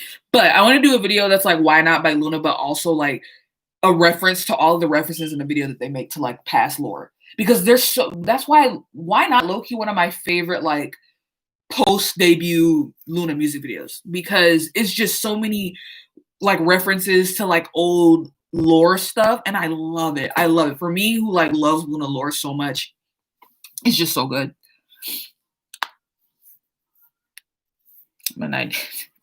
For Black Mamba, the song is mad, but the MV is really good. Word. I'm gonna check it out. One day. Love Blue Hour, but the CGI could be better. I don't know. CGI is a acquired taste. I feel like if you I feel like a CGI I feel like something that you could get away with if you did like some stop motion CGI or something, because it's kind of meant to look a little dumb. Not dumb, but like it's kind of meant to look kind of not polished, so therefore you can kind of get away with it. Do you know what I mean? Does that make sense? Probably not. I don't know. Left and Right was really good too in a different way. It was chill in a funny way. Yeah, Left and Right was great. Speaking of Home Run, somebody mentioned it earlier. Home Run. Jungle. Oh, why Jungle? Fuck. I still don't. That song is great, but the music video, I was like, where did we come from? Where did we go? Where did we come from, Cotton Eye Joe? I don't know where that came from. I was like, what? We just starting off like this. We just starting off crazy as fuck. The MV to Black Mama makes me want to pray, especially when her eyes turn black. Oh God, what am I gonna look into then? I've not seen it yet, so shit. I'm scared. Same, I love Luna lore. I love Luna's lore. Speaking of, I'm gonna make a video on it, but y'all can get the sneak peek on it because I wrote down a few notes. I was coming across some things that might make sense about Luna's lore. I also wrote this down. I was like, because I was listening to Girlfriend. I put down the Hey You and Girlfriend continuing the connection to Hyunjin because of her song. Is that me reaching or what? Because I feel like that makes sense. I still am half unsure on what Hyunjin's connection to Odd Eye Circle 100% is. I know that she's Cherry's mirror, so maybe that's her connection. But I'm just saying.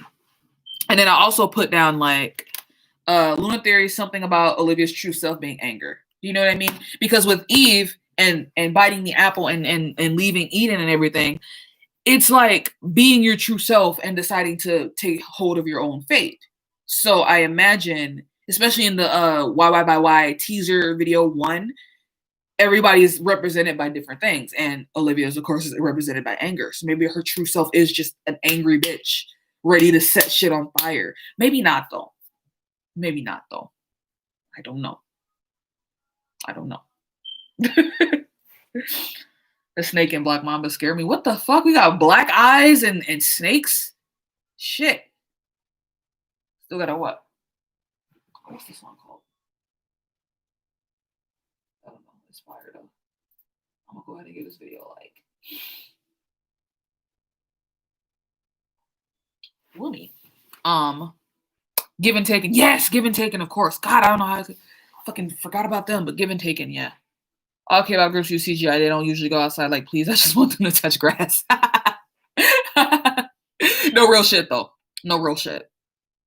And I understand now because of COVID and stuff. That's the reason why probably why people aren't going outside. But there be sometimes where people use CGI for no fuck ass reason. Y'all could just went outside. That's why I think a lot of people thought or is it? I don't think it is, but I think a lot of people thought the stage that Twice were dancing on and more was CGI, but that was just real. That's why that looked so good, because they were just really there. Like, it's better when it's not CGI. But sometimes they can do good. I don't know. What is CGI? Computer generated images or something like that. So it's just basically like when people do editing to make it seem like someone's there. Like when you get a green screen and you edit stuff around you or whatever, that's like CGI. You know what I mean? Catch Olivia in the mosh. Word. Olivia the type of bitch to go with you to a Baby Metal concert. Fuck yeah. Fuck yeah. No, like I was jumping when the Hypen was dancing. Same. I was like, look at this scene. It looks beautiful.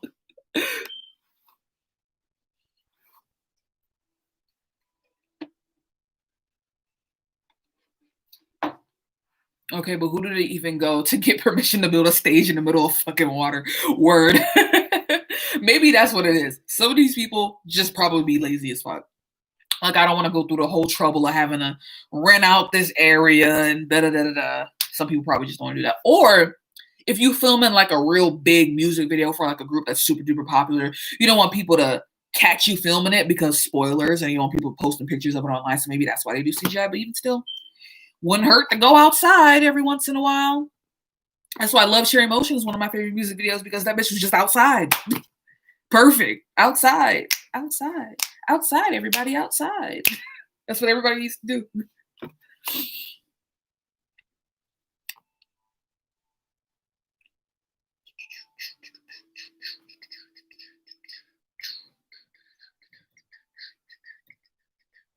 I don't know what that is. Oof. God, my ear. Fuck off.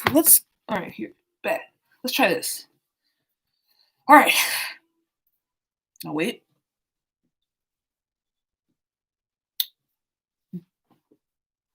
It's fine. I want it out of my face, but I just need it to stop getting on my ear. What's your favorite K-pop choreos of 2020? Bad. Because we need to talk about that. That is a great question. We need to talk about that. We absolutely need to talk about that.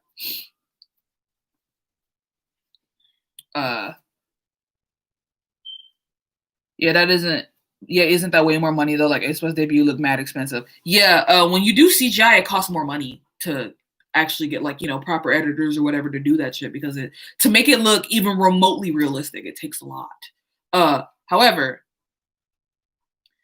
so what? So what? On Kick It, Wannabe, Right In, Can't You See Me? I Can't Stop Me, of course. God's Menu, Backdoor. This thing is fucking up my thumb. Apple, Monster. Apple. Fuck. Not Shy. And that kind of grew on me. I didn't really like it that much, but then I like watched the video a lot, and I watched a lot the live performances. Grew the fuck on me. Home Run, because 17 just never misses when they come to their choreography, period. Yeah. That's a good start. I'm sure there's somebody that I'm missing, and y'all will probably mention them in the thing here. But that's a good start. Backdoor. Backdoor is so good. There's several parts in Backdoor that I just love, right? It's the verse after, whose verse is that? I can't remember off the top of my head right now. Is that Changbin's verse I'm thinking of? Yeah, I think no. Is it? Is that Changbin's verse that I'm thinking of? So like Backdoor, where like after the first chorus and then that second verse, is that Changbin's verse? Starts it. The choreo right there. I like it a lot. And also at the end of Backdoor, like the very, very end where everybody's kind of like in twos doing like stuff. I love that for some reason. It's so good. It's so theatrical. It feels like a fucking like production. Changbin's verse. Yeah. Yeah, exactly. Like it's so good. Skiz is just, bro, Skiz are really they are just too damn good to be like, they're just too damn good. It's the music, the choreography, the production, even the stage makeup. How the fuck y'all manage that? Even they makeup artist is on point. What the fuck? The makeup and the hair, sometimes they be off, but sometimes Skiz popped off in 2020. Exactly. Hey, here's a question. I'm gonna ask you guys this. And I know a lot of you guys are probably gonna say BTS, but I'm gonna ask you this. If you could say that 2020 was one K-pop group's year, like one group's year, who would you say? Who owned 2020 in your eyes? Like who just ran 2020 for you? I wasn't even into Skiz for half the year last year, but they ended up owning the year for me. Literally same. I was not standing Skiz at all. And then I listened to God's Menu, and that was raps. Raps for me. Literally all I cared about was Skiz for like the last 6 months of 2020. All I cared about. Not all, literally all, but you know what I mean. You know, the stylists knew what they were doing when they decided, whoever decided to grow Hyunjin's hair out. Yo, for real. For real, somebody knew. Somebody was like, I got it. Somebody was like, I got this, bro. I'm telling you, it's gonna work out. I promise you it's gonna work out. Yo, low key, I won't say that Hyunjin is the I won't say that Hyunjin started it, but a lot of people popped up with the long hair after Hyunjin. I'm not saying he runs having long hair, but do you understand what I mean? Do you understand what I mean? Let me scroll back up a little bit because everybody's talking. Skiz definitely, Stray Kids, Skiz. I personally say Skiz, but BTS did really good. I don't know, BTS, Skiz, and Blackpink, Skiz for sure. Like we were all playing God's Menu and Backdoor period. NTXT word. The man said God's Menu, bro, literally made me stand. Literally made me stand. I could not stand after looking at that. Like, how do you expect? I'm bugging. I'm really bugging out of my fucking mind, bro. Like I really just like thinking about it. I'm bugging. I'm out of my fucking mind. For them to have Hyunjin have the hair that like his hair and during God's Menu, and then we go to Backdoor and then Felix does what he did. Nah. Nah. Nah, I can't do it. I can't do it. I just can't do it. I just can't do it. The amount of gender envy I have for Felix is insane. It's kind of insane. Like Felix is attractive in a way that makes me want to be him. Is that something that anybody understands? Is that just like a non-binary thing? It's just a problem. Because like he's so fucking pretty. He's just so fucking pretty. The mullet, Felix is legitimately one of the prettiest K-pop idols. Just in general. His whole shit. It's his facial structure and his voice and his personality and the freckles. Lord really took his time on him. It's crazy. It's really crazy when you think about it. It's really fucking crazy. I should put this on the charger. Okay. I'm back.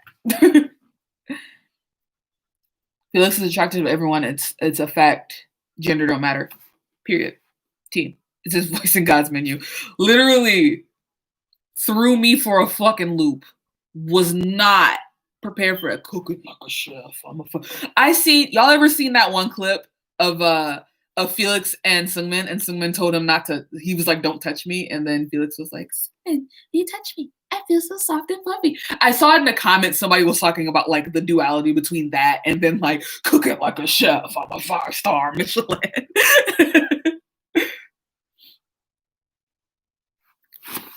Itzy and Aizawan killed it this year too. Itzy definitely. I do want to give credit to Aizawan. I just don't stand them, so I can't really like say too much. But Itzy really fucking went off last year. Fuck. I keep getting confused. But no, they really did that. Really fucking did that. Really fucking. I just can't get over Wannabe. I cannot get over Wannabe. Is there chips falling off of my wall? Hello? Okay, once you start getting into Enhypen, and when you realize that J exists, oh boy. Oh boy. Am I looking forward to? Oh boy. Somebody did tell me in the comments of that video where I reacted to Enhypen and Treasure that Enhypen's leader is the youngest member, or I don't know if he's the youngest, but the leader is 16, and I thought that was so cool. I was like, wow, that's so like sick to me. I've always wondered like if there are any groups out there who have like the Maknae as the younger member as the leader. I just think it's a thing. I know Tiara did it, but that was because Tiara had a thing where their leaders would rotate. So every year or so, I think everybody got a chance to be a leader, which is very interesting. I think that's really cool. Felix Supremacy, 100%. Felix Supremacy. The shoulder movement Wannabe is iconic. Literally had everybody trying to do that shit. My hair is fucking up. Second youngest word. Okay. The youngest in Hypen just turned 15. These motherfuckers getting younger and younger by the day. I'm starting to feel like it's damn near getting to where like I feel weird. I'm not even that old. I'm 23 this year. But motherfuckers are getting younger and younger. And it's like I feel weird standing now because y'all are literally half my age at this point. Motherfuckers 12 years old and shit. What the fuck? I feel like I shouldn't stand. I shouldn't be listening to you. This feels weird somehow.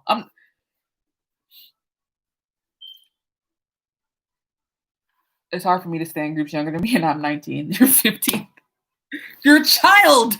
You're children. I just don't understand it. I just feel like it's just so weird because like I feel like when I was younger and when I first got into K-pop, because when I first got into K-pop around when I was maybe not 15, maybe like 14, 13, however old I was in like 2009 or whatever. And when I was like first getting into K-pop, it just seemed like everybody was so much older than me. I was like, I feel like I'm such a baby. Like, oh, all of my faves are like so much older than me. And now that I'm like here, it's like all of my fucking faves damn near all younger than me. Like a lot of my favorite members of groups are younger than me. Like my Skiz faves, for the most part, are all younger than me. Everybody in Skiz is younger than me except Chan and just except Chan. Chan is the only one who's older than me. No, Chan and then Minho and I are the same age because we're both born in 98. So everybody in Skiz is younger than me. Fucking everybody in TXT is younger than me. Not everybody. No, yeah, I think everybody in Luna is younger than me except Hasu, Jinseo, and Eve because they're 97. The only group that I think I own right now that has members that are older than me are BTS. Like every member is older than me, and even Jungkook. Jungkook's a year older than me. And then there's Red Velvet. They're all older than me, I believe. Maybe I think I'm older than Yeti. I think Yeti's 99 line, isn't she? Isn't Yeti 99 line? But yeah, it's just weird. All of my faves are like I'm older than all of my faves now. When a group debuts 2009 liner. I literally, that would be too much for me because like I started standing K-pop in 2009. We cannot do that. We just can't.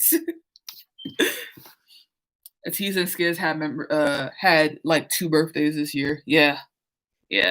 It's just weird. It's weird, but it's like I don't know. I start to really feel old. Like I don't feel old. I very rarely feel like old, and I shouldn't. I'm only 23, but K-pop makes me feel old because all of these motherfuckers are just so goddamn little.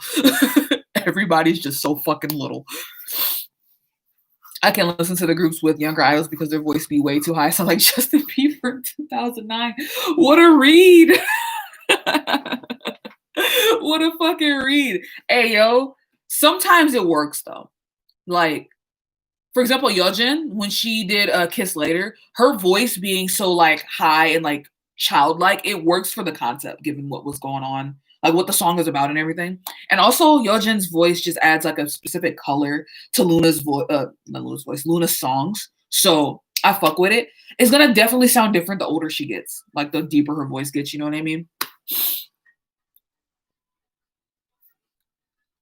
I feel awkward as well, even though they're the same age as me. I don't know. Maybe because I feel less productive, but oh well, word. Word. Like, and you know something? Noticed this recently. There aren't a lot of idols born in 98. I don't have a lot of people that I can like connect with. Off the top of my head, I can think of Minho, I can think of Jungwoo from NCT, I think of Vernon and Sungkwan from 17. And there was a couple of members in Pristine who were born in 98. And that's like it. I can't think of nobody else born in 98 that I can like, not that I'm friends with these motherfuckers anyway, but you know what I mean? It's like I have nobody else. Oh, and Sinbi and Unha from G Friend are also 98. Ooh, my eye itches. Please, I thought about chewing gum Chunla. Please. That boy sounded like a baby when he debuted. Baby. G-Song too, for that fucking matter. Why the fuck G-Song was like baby voice and like tiny for the longest time? And now this nigga's a giant, voice deep as fuck. Not making sense. JN, I think, oh wait. JN's 97. JN's 97 line. Yeah, he's in the 97 line group. Yudo, Keno, and Woosuck from Pentagon were born in 98. I didn't know that. But I don't stand Pentagon, so it's like, you know, me with 2003 liners. Where the 2003 liners in K-pop at? You're a child. You're all children. You're all babies. Please. This is my eye. Oh my god. On the opposite hand, there's a lot of idols born in 97. Word. There's so many 97 lines. There's so many 99s. There's so many 2000 line. There's so many 2000 line motherfuckers out there. And Hongjung from Atiz is 98. Word. I'm gonna try to stand Atiz. Word. I'm gonna tell you this. Secret. Here's a secret, you guys. I did film a reaction to Atiz. I just didn't post it. I filmed a reaction to I think it was called Thanks. And I ended up not posting it because I felt like the vibes of the reaction were kind of off. And I ended up being distracted because one of the members had dreads or like braids or something, and it distracted the fuck out of me for like a good portion of the video. And I just kind of felt like, maybe I shouldn't post this because I feel like I was too focused on that, and it was like fucking me up. And I ended up not posting it. So sorry. I would post it. I totally would, but I ended up deleting the footage. Because I have to delete stuff off my SD card because I need space. So, sorry. But I will go back to it eventually. Like, keep this a secret. It's a secret. Don't tell anybody else. So when I do my Atiz reaction in the future, let's pretend like it's the first time I've ever seen Atiz. Let's pretend like it's the first time. I'll do one though. I do want to stand Atiz at some point. Apparently the 97 liners literally have a big group chat. I wonder if the 2000 liners do too. Because there's so many of them. There's so fucking many of them. Half of Skiz is 2000, literally. Half of Skiz is 2000. A good chunk of NCT are 2000 line as well. Yes, Jeno, Jaemin, Renjun, Haechan, and then Shotaro now, so that's 5. Yeah, there's a lot of 2000 line motherfuckers. I'm looking at my wall. Have I showed you guys my wall? I don't think I've showed you my wall. I've been working on it. I'm gonna show y'all. Peep. Hold up. I'm gonna turn that off right quick. Okay. Check that out, y'all. I've been working on making like a collage wall, and it's coming together. Turn it back on. Ugh.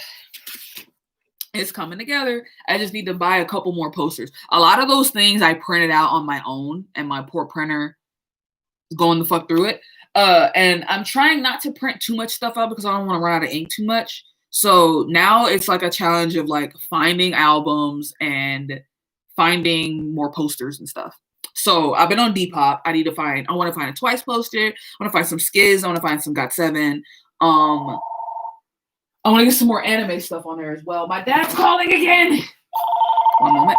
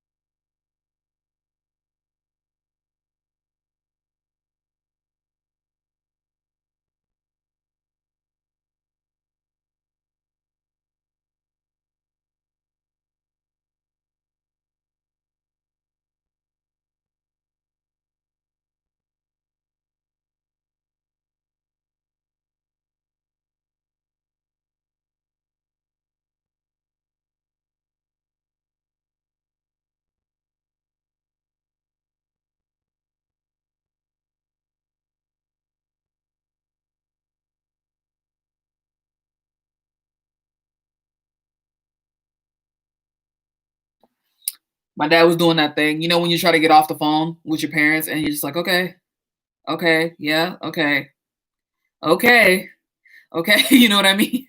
I was just waiting for him to stop. But word, you back. Show us some of your merch. So all of my merch is on my bookshelf over here. I could show you. There is a video that I did post on the channel. You could watch that. It's like my bookcase tour. Okay, so for my K-pop video or my K-pop albums, I have a video on my channel. I have two videos. That's one, it's like my BTS albums. And then my non-BTS albums, there's a K-pop album video for those. And then I have my bookcase tour, which is like the tour of like everything else that I bought since that video.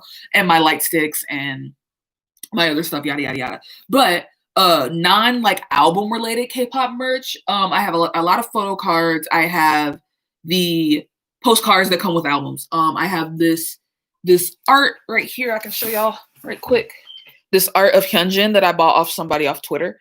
I like it. It's really cool. And I have this signed picture of Haechan up here because I can't get rid of it. I spent the money for it. So there you go. I don't know that I have a lot of.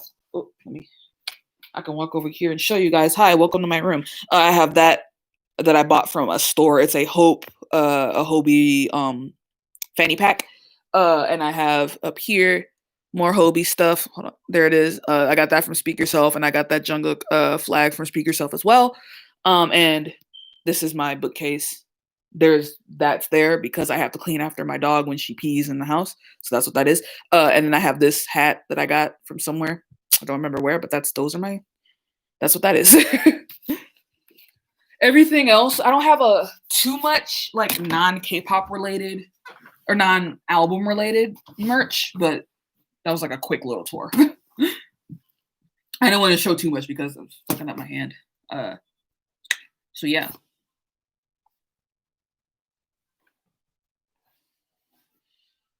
She has money. Not really. Actually, here's what happens. I have to burp. Wait. Excuse me.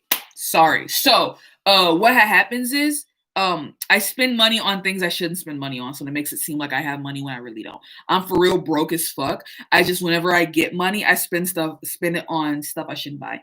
Like recently, I may have bought a Luna summer package, even though I don't need it, because I just kind of wanted to. I kind of did. I didn't have that much money, but I bought it. You know, like I bought the fucking the magazine that just has a Luna article in it. I didn't need to buy that, but I did. I got the light stick because I needed the light stick. I have a lot of, and everything else, all of my posters and stuff is stuff that I printed out. Half of that, a good chunk of this stuff on this wall is stuff that I printed out on my own. So do not underestimate the power of a printer. That's so cool. I wish I could get some more, but I'm broke, and the BTS sweatshirt would be like $100. Word. I stopped trying to spend money on big hit clothing merch because the TXT stuff and the BTS stuff looks cool as shit, and I love it, but I'm not spending that much fucking money on it. Like, I can't do it. This is the reason why I still have not bought BTS's recent album, because that bitch is $50. I can't do that right now. Maybe in the future, I just cannot do that right now.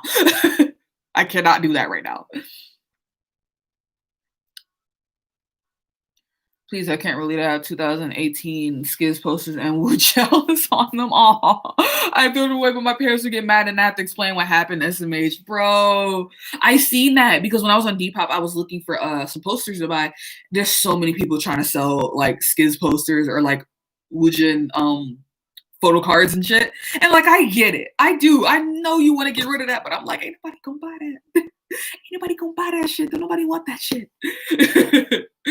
That's the thing, though. And the thing is, and you know something, to talk about the Woojin situation really, really quickly. I don't want to dwell on it too much. But I saw like a comment on a video where somebody was like, people should forgive him or something because it turns out the allegations were fake or some shit like that. And okay, I guess if those allegations may or may not have been fake, whatever.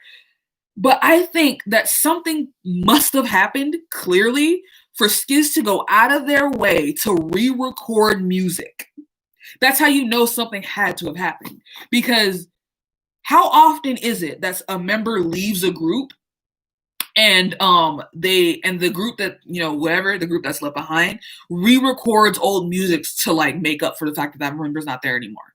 Like, think about like Girls' Generation when Jessica left. They didn't go back and re-record G or Genie or anything. But clearly something must have happened. Maybe not like the actual like abuse or whatever that we thought happened, but something must have happened behind closed doors, maybe with Skiz or anything, to have them take the effort to actually edit him out of stuff. You know what I mean? Clearly something must have happened.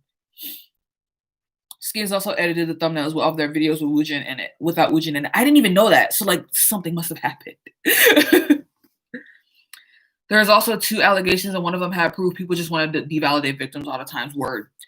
That's the reason, one of the main reasons why I ended up not being on K-pop Twitter for so long, because when that shit first dropped, the amount of people who were just devalidating the victims and making memes out of it, and people just taking the opportunity that happened, and people were like coming up with fake stories about this idol over here and that over there. People were like coming up with reasons to drag another idol into it, to be like, well, this idol did this to me, and everybody was lying about it and shit. It was like nobody was taking it seriously, and it was like somebody clearly was hurt by this person, and all you guys care about is dragging BTS or dragging NCT when they have nothing to do with this. Like, let's focus on the fact that this man did something fucked up and he deserves to be punished for it.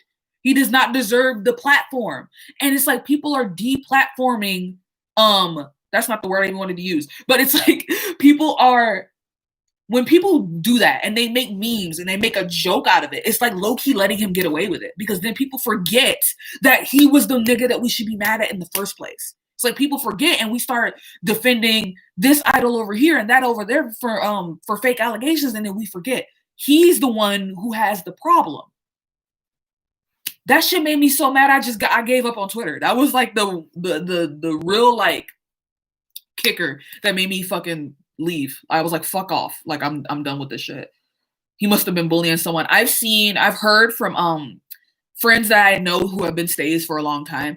They say that there's clips of him bullying members. Like, he used to bully the Maknae line apparently, which is sad, really really sad when you think about it. There's videos on it on YouTube, and I don't want to like add too much to like the speculation thingy or whatever, but there's videos of him pushing IN, and there's videos of him being really really rough with Felix, like uncomfortably rough with Felix.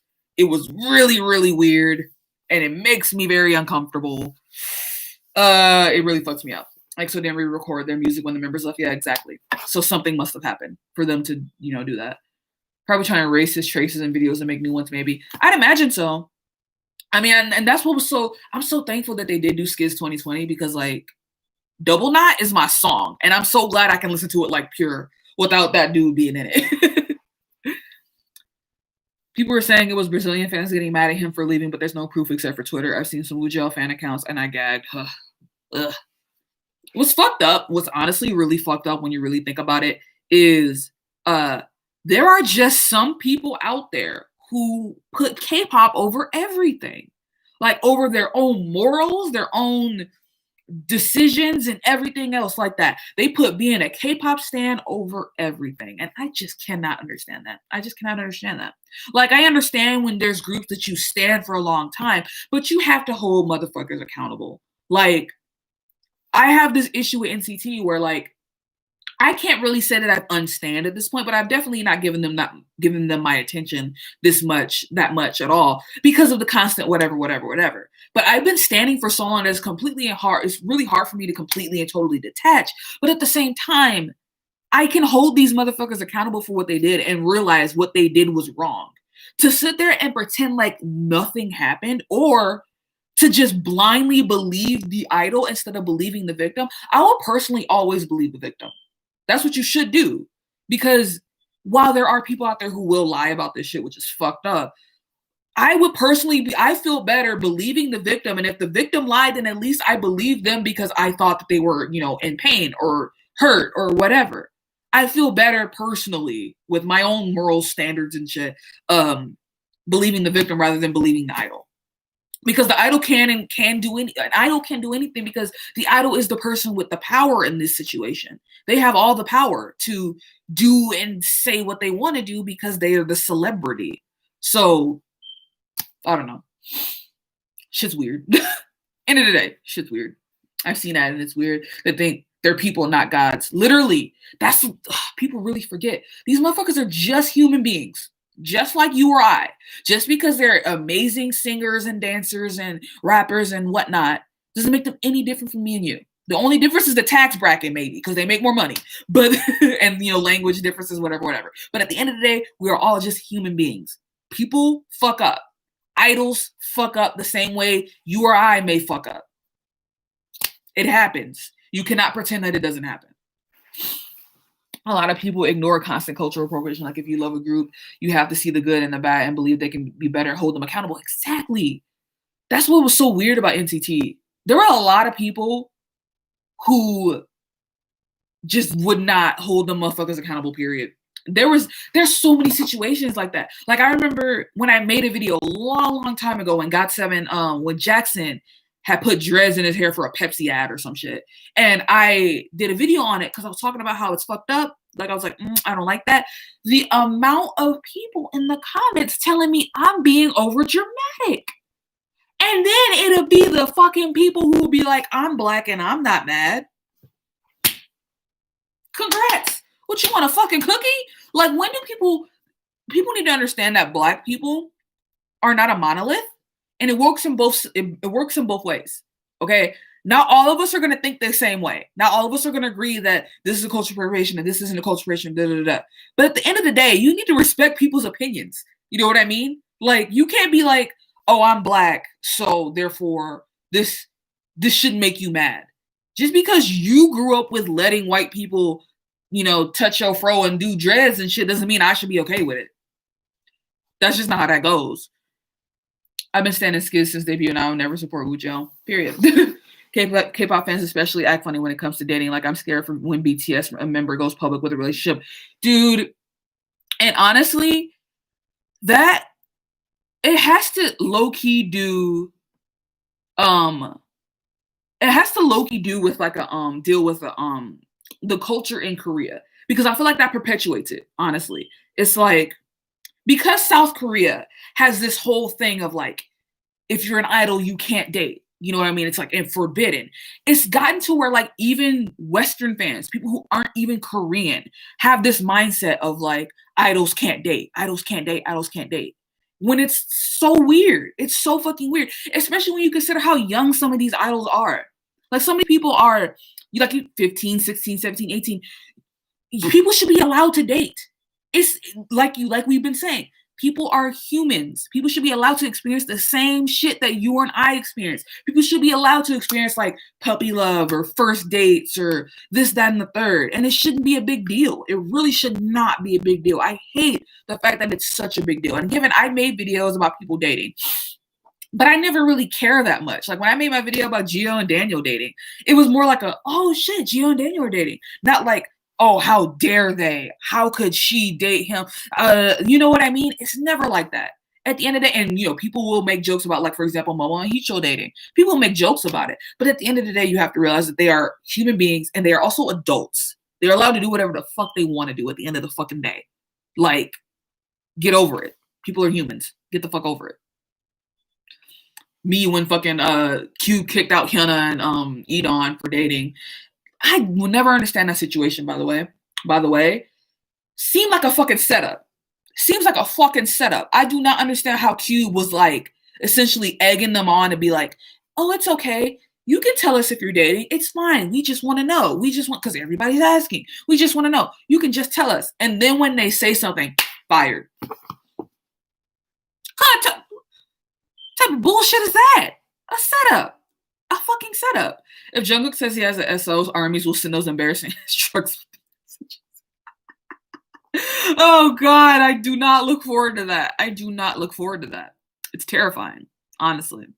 I worry about that a lot. I really, really do. Especially when group with people like with how big BTS is. The day that they decide to finally come out and be like, okay, I'm dating somebody. It's raps. Let them be dating somebody who isn't Korean too. Girl. Watch if imagine Namjoon coming out and he's dating like a black woman. Could you imagine?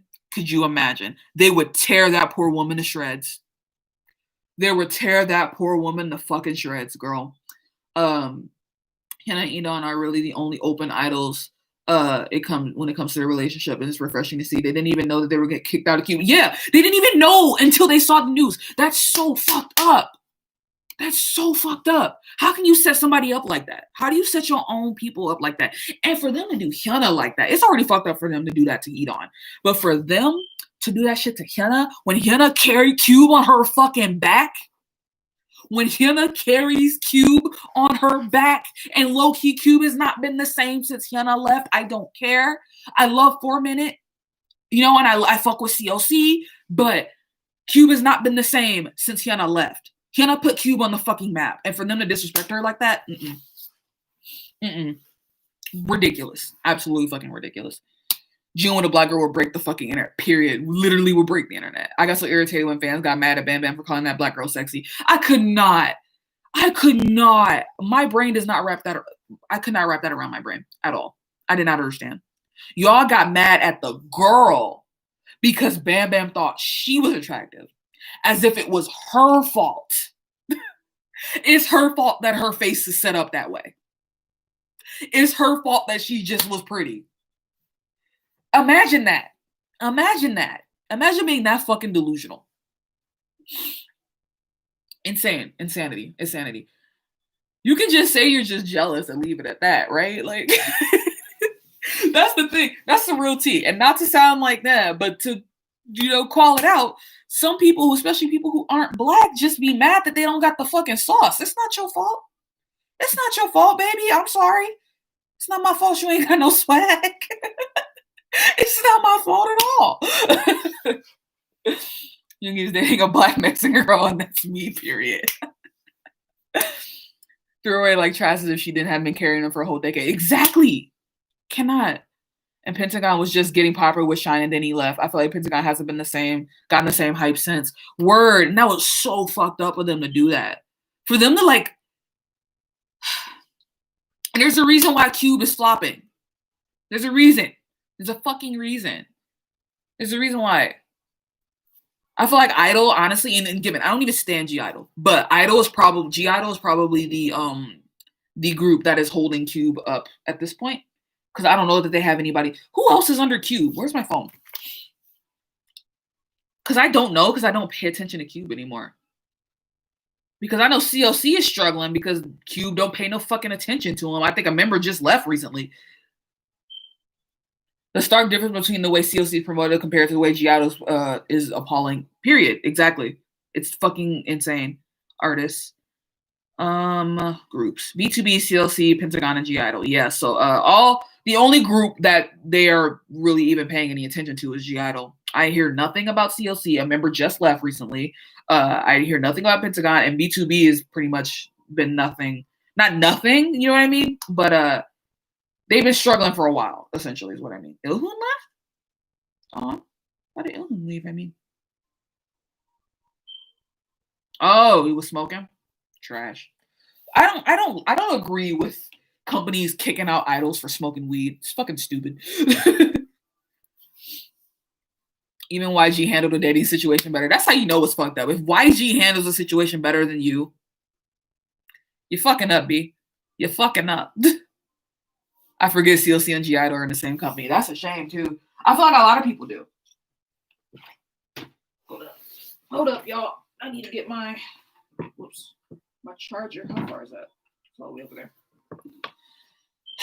Shit. I need to get my computer charger, which means I need to move my computer rather, back over here, which means that because of this lamp, this shit's gonna be real fucky. If I move like this. Okay, if I sit like this, it's fine. Word. Okay. I fixed it. We got this. And now you can see my wall. Like that MV for Helicopter was so low budget, and then you see the MV for Ohio by G-Idol, and it's like, what the fuck? I haven't seen either. Honestly, I've not listened to CLC since No, I think. But that's something we've all known. With marijuana, your images in Korea is basically over. Yeah, I know. But it still sucks. It's still super fucking frustrating. It's like it's annoying that like there are some idols out there who are like abusers and like fully fucked up and still are allowed, like racist and abusers and all types of shit, and are still allowed to have a fucking career. But somebody smokes weed once and they, you know, their career's over. It's like I don't like that. I don't really fuck with that. Like the fact that like Kangin, for example, from Super Junior, literally a drunk driver. Literally, I don't know if he killed somebody, but that whole situation happened, and he's still technically allowed to have a career. Meanwhile, Hanbin just now got back because he smoked weed once, and YG threw him under the bus. I don't like that. What happened to Genkai? They broke up. Some people don't think they broke up. I don't know. Some people don't think they broke up. Some people do. I don't know. But apparently they broke up. I thought Momoland was disbanding this year. I heard that because they keep losing members. I heard what's her name? Youngwoo left recently, and I really liked her. And I was like, oh fuck. And I won't be surprised, honestly, because Momoland's company, the way Momoland gets treated is dog shit. They get some of the most fucked up type of sesang niggas in they shit. It is disgusting. Really. It is truly, truly disgusting. I feel terrible about Momoland and like the shit that they have to go through. It's so fucked. It's really so fucked. If you didn't stand K-pop, you think CLC was from some broke ass company, but it's just cute. Word. I feel like he was going through a hard time, and the company should have helped him through that instead of just kicking him out. Word. So fucked up. For them to throw him under the bus like that, like I don't even stand Icon like that. But I was just like, man, that's just so fucked. My tongue is dry, so I'm chewing it. Yeah. That like weed is the equivalent of crack. Word for real. It's really not that fucking deep. It's really not that fucking deep. Yeah, the situation with Nancy, it's disgusting, honestly. Like we talk about like female sesangs a lot, and female sesangs are absolutely like gross. Like some of the shit that they do is disgusting. But male sesangs are on some new shit. It is disgusting. Men just don't deserve. Ignore the fact that there are several men on my wall. Men don't deserve. Men don't deserve. I didn't know about him coming back. Yeah, I heard about it recently. I saw trending on Twitter like a week ago or something like that. That Hanbin was coming back to music, and I was like, yeah, he deserves it. Have you heard about Cherry Bullet lost 3 members randomly at the same time without explanation? Yes, because I was getting ready to stand Cherry Bullet. I remember when they debuted, and I was looking at I was like into their concept, and I remember I really liked the member Kokoro, and about a week ago. That's funny. But I was just like, I hadn't listened to Cherry Bullet in a minute, and then I like checked for a minute. I was just like, I checked, and then I was like, oh, wait a minute. Why'd they leave? So then I'm like searching through the internet and shit, trying to find stuff, and there's nothing. There's no article or anything about why they left. They just left. It's like, damn. Why are we coming out with a solo album? Word? Nelson Saints literally try to kidnap the idols. Literally. It's disgusting and it's terrifying. It's fucking terrifying. Didn't I watch? Who was I watching? Was that a video that I was watching somewhere I saw where somebody was talking about how this female K-pop idol group got kidnapped? It was so fucked. It was so fucked up. They got kidnapped and like by their own like manager too, and it was really really scary. I don't remember where I saw this video or what, but it was just a mess. I'm trying not to say too much because like I don't want to. I feel like this video might get demonetized, period, because my live streams tend to get demonetized regardless. But I'm trying not to say too much with for fear of like this stuff getting demonetized. I think FNC kicked them because they had too many members, but then why debut them in the first place? Like, what the fuck happened? Word! Too many members? That's ridiculous. We have a group like NCT out here with 23 niggas, and you think that's too many members? It's ridiculous. Come on now. And if FNC, isn't FNC the same company that had AOA in it? All the shit going on with AOA, Choa leaving, Jimin being a fucking bitch, and all the shit that Mena went through, it would not surprise me that FNC just doesn't know what the fuck they doing. Would not surprise me. If that's the label I'm thinking of. If I'm not thinking about that label, if I'm thinking about somebody else, then I'm fucked up, then my bad. But you know what I'm saying? Like, anyway, okay, bad. That was the group that I was talking about. So yeah, it's fucked. It's fucked.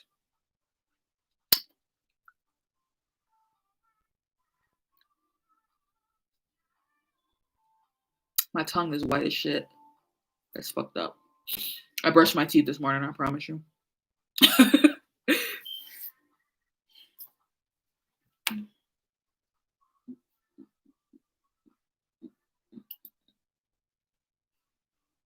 I'm putting on a Splatoon music playlist because I love Splatoon right now. Not right now, I've just always loved Splatoon. I haven't played Splatoon in a minute.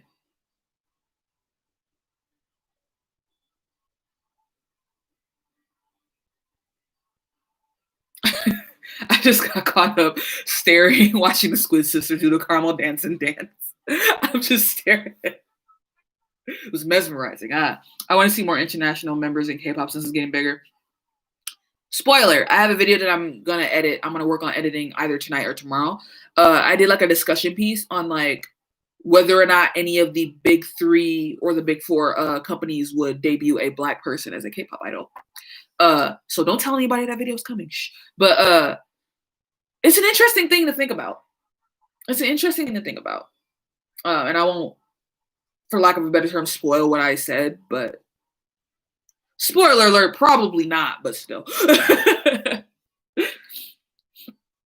Yeah, and I see non-Korean members getting dragged so hard for no reason, honestly, and that's the thing too. And my friend pointed this out, and she made a good point. She was like, even white people in K-pop spaces don't really do that well, so we can't really fully expect a black person to do 100% well in Korea, given the context and everything like that, which is 100% like great point. She makes a great point. And even still, like even like the Asian members who aren't Korean still get shit. Like Japanese members will get shit. Thai members will get shit. Like Korea's just weird like that.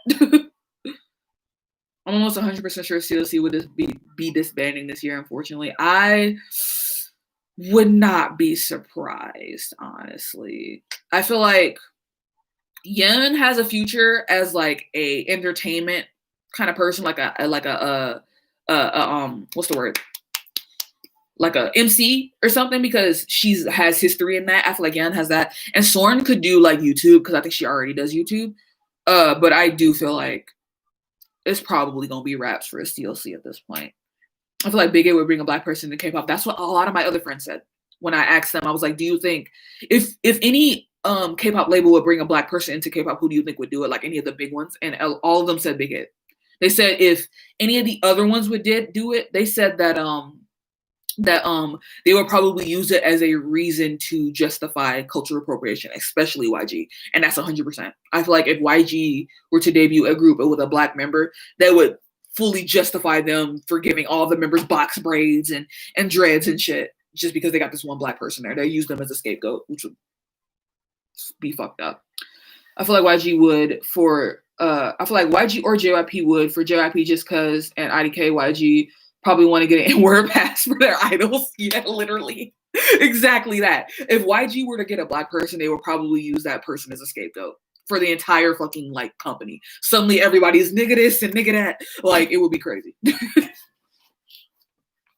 With the way netizens treat Lisa, I don't know how I feel about that word, honestly. Hassan YG's black idol. I've had enough of y'all. I've had enough. There's only 2 black K-pop idols members, and one is active, which is Fatu from Black Swan. Yeah, Black Swan. Yeah, there aren't a lot of us out there. I seen, something. Somebody left a comment on. Remember, if any of you remember that video that I posted a while ago about Lana, and I ended up privating it because motherfuckers didn't know how to act. Niggas did not know how to fucking act. Somebody in the comments was like, "You should be a K-pop idol," and I was like, "Are you sure? Are you sure about that?" Nah, I couldn't do it. I really couldn't do it. Like, not on some YN shit. I really couldn't do it. I don't have a mouth. I can't do it. I just can't do it. I would get in trouble a lot because I would not be letting shit pass. You're not gonna talk to me any type of way. And then I would probably walk out like this and motherfuckers want to touch your hair and shit. Nah, it's not going. It's not going. Niggas would hate me. Not letting you get away with that shit. Yes, I am still live. I've been here for almost 3 hours. Nope. 2:30. We vibing. I don't know. Bigot just likes hip hop, and like I can see it. If not under them, then probably their sub label be Lift. Yeah, I feel like this. Honestly, really speaking, the only label like of the big ones that I could see not doing it is SM, because SM has no respect for Black people. Period. But I feel like Big Hit would be the only label that could do it and possibly do it with respect to that member and also protect them.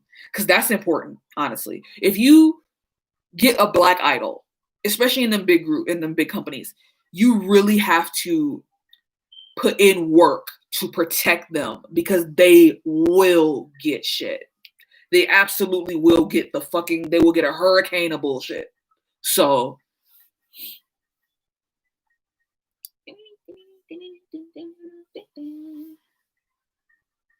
when I saw the comments, I was kind of surprised. I thought they were gonna bash Fatu, but most of them seem nice, which is good. We vibing. I get exposed for flirting with me. I'm like, fuck you, dispatch. That would be fucked up. Real shit. This is what I think about a lot, low-key. Being a K-pop fan, and if I were to become a K-pop idol, I think it would be disappointing to meet the amount of people who are probably anti-Black as fuck. There's probably tons of idols are on the lowest of keys anti-Black as fuck. Probably racist as hell. And that would suck.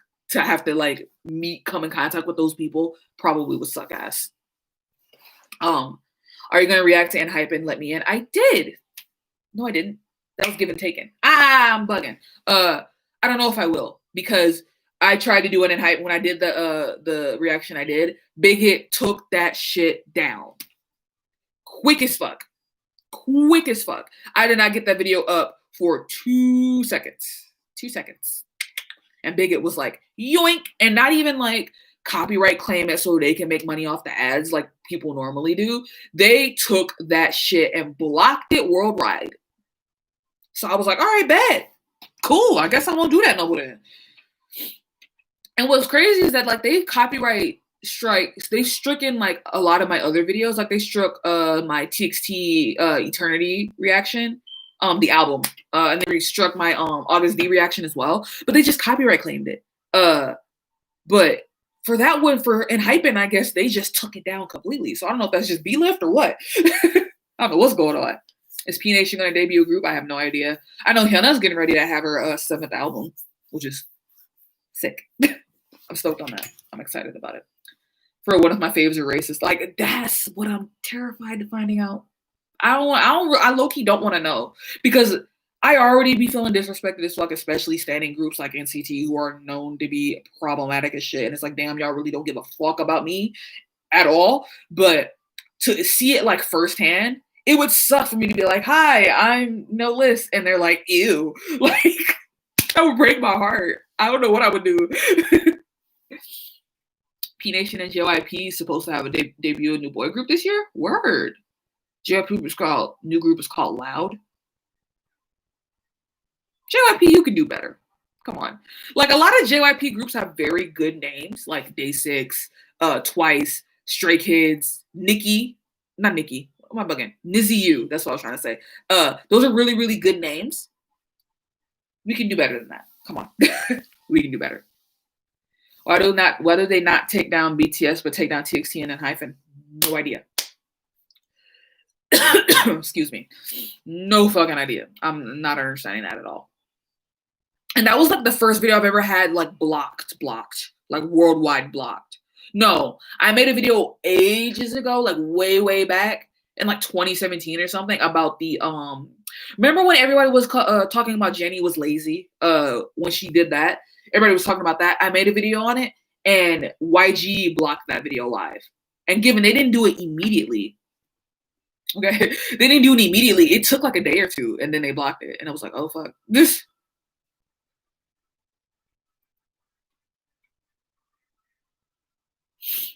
Stray Kids named themselves. Period. They did that. They did that. Stray Kids is such a fucking good name.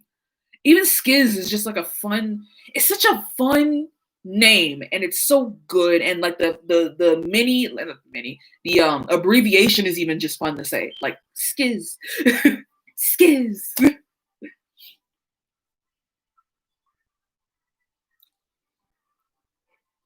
had to pop my ears.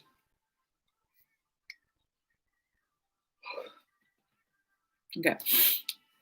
No, the Jenny thing makes me so mad, like, and still does. I love her. Really, like, when I made that video, honestly, I didn't know, and I wasn't really trying to call her lazy, but I didn't know what her situation was. But then, like, years later, we found out, wasn't there a video that came out or something like that, where people found out that she was just injured? Like, she was literally injured doing those performances, so she literally could not perform the way everybody else did. And I was like, damn. I just yawned because of you. Gotcha. I'm gonna yawn again because my ears are fucking up. I'm trying to pop my ears.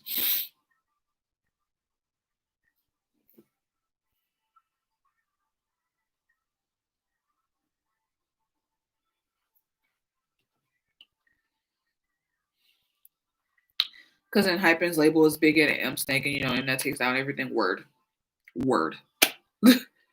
There's a lot of videos that I would like to make, like especially a lot of documentary style, like video essay style videos that I would love to make. But in order to get the video content for it, I would have to download, and like I'm scared to download Mnet videos and have them take down the whole fucking video, and I work a week or longer to get the video out, and then Mnet takes it down. Like, nah, we're not going with that.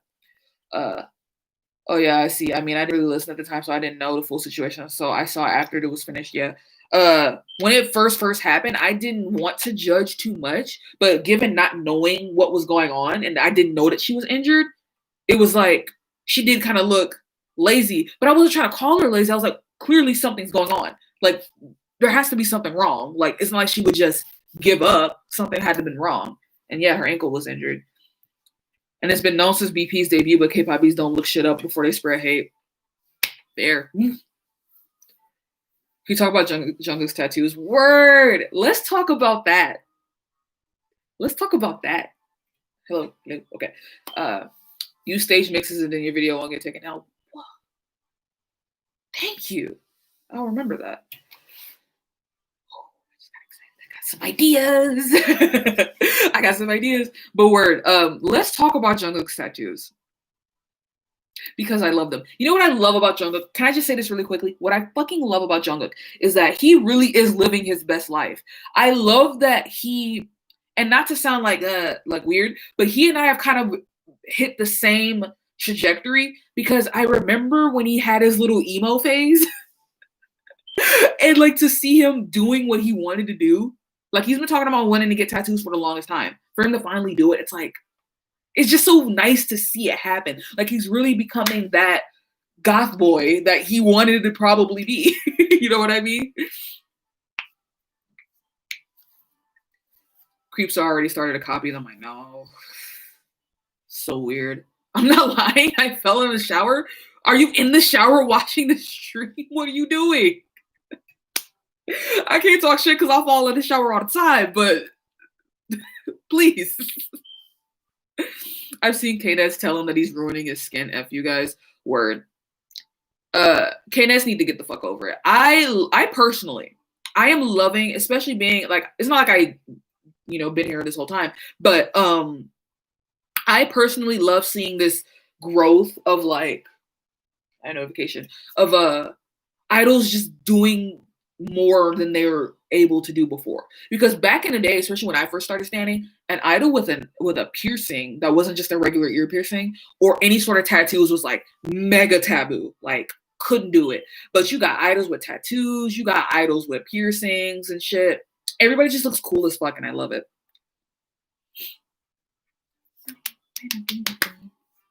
I always drop soap in the I fall in the shower because I have like a shower playlist that I put on. Because I like to listen to music literally at all times. And I'll be dancing and then I'll fall. Like there was literally one time where I was listening to Airplane Part 2 and I slipped and fell and I bust my ass. That shit hurt so bad. It hurt so bad. It literally hurt to sit down. I couldn't do it.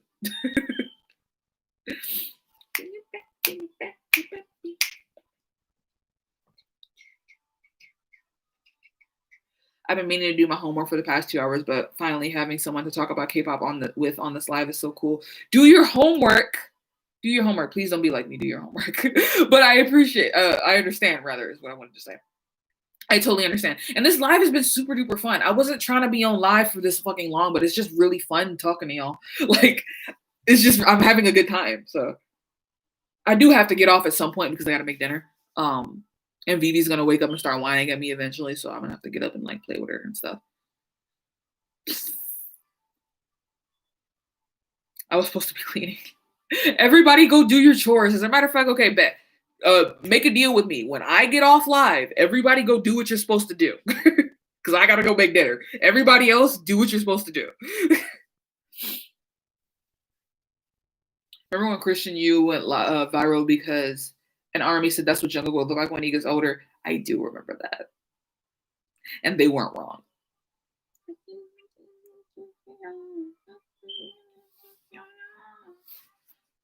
I have to use the bathroom. I'm meaning to go, but my phone is charging. You can like set the phone down and then go use the bathroom and come back. I'll be here probably. I'll probably be here, you know.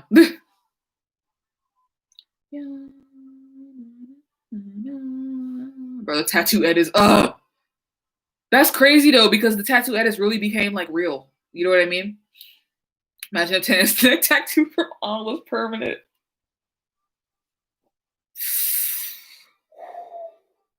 I don't know what I would do. I don't know what I'm already. This is the thing. This is the thing, right? I've said this before that I was a Hobie stan for a while. I started out as a Taeyang stan, and then I became a Hobie stan. I've been a Hobie stan for a minute, and then Jungkook kept sneaking up on me every year. Excuse me. Him getting tattoos and stuff, not that he wasn't already hot, but they really made him hotter. And it was like, I just couldn't, I can't. It's like the tattoos and then like the way he dresses and the big ass stompy ass shoes, dude. He's so fucking cool. Oh, he's so cool. Like I'm attracted to Jungkook, but he's also like a small hint of gender envy for me as well. Like it'd be Felix, Hyunjin, Jungkook, gender envy like shit. I want to be like them. They're just so pretty. If Jungkook got a septum, please get the fuck out of here. Oh, that's fucking me up. Imagine Jimin with a septum though. Flavor. Jimin with a septum. Flavor. Jungkook is always my brother or a son in my dreams. I always felt like not brotherly towards Jungkook, but because he was like when I was like, you know, not coming up on K-pop, but you know what I mean? He was like one of the only idols that I stan that was remotely close to me in age. So I always felt like he and I were connected. Not literally, but like I just felt like he and I saw eye to eye, you know what I mean? Bro, J.O.P. distracted me. He's so fine. Who the fuck you telling? Oh, he's so fucking fine. For no reason. I stand Taeyang like when I first got into BTS and like I was like learning everybody's names and stuff. Taeyang was like the first one who stood out to me. So I stand him for a little bit. But then just one day era, I started standing Hobie because he was just beautiful and he was just so funny. And I was just like, he's just so fucking like cute and like everything.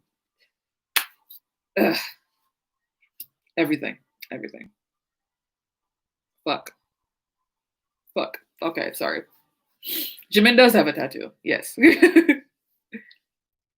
Even though Lucas is older, I see him as my son. I do not blame you. I don't blame you. There's I'm like that. I'm low key like that with Taeyong. Because Taeyong is just baby to me. Like, I know he's not a baby, but he's just baby to me. He's older than me, but I'm like, come here, baby. You know? The Dior fit on tour. Please. I got to saw that live. Look, no flex, not to flex. But the fact that I got to see that shit live. Yes. immaculate. Hobie in that tear performance is fucking, oh my god, seeing that shit live was like a fucking out of body experience. I could not believe it. I was out of my mind. I was out of my mind. And I even got to see, do y'all remember during Wings tour when they did Cypher Part 2 or 4? When I did Cypher 4 and everybody was like, and Hobie was in that like purple, was it purple? That fur coat and the sunglasses and shit. I got to saw that live too. I couldn't take it. I got to see Mama live too, and that was like a blessing. I hold that to my heart that I got to see Mama perform live. So happy. Love that song. I got to see Mama, and then I got to see Just Dance. Now I need to complete the trifecta and see Ego. That's what I need. That's what I fucking need.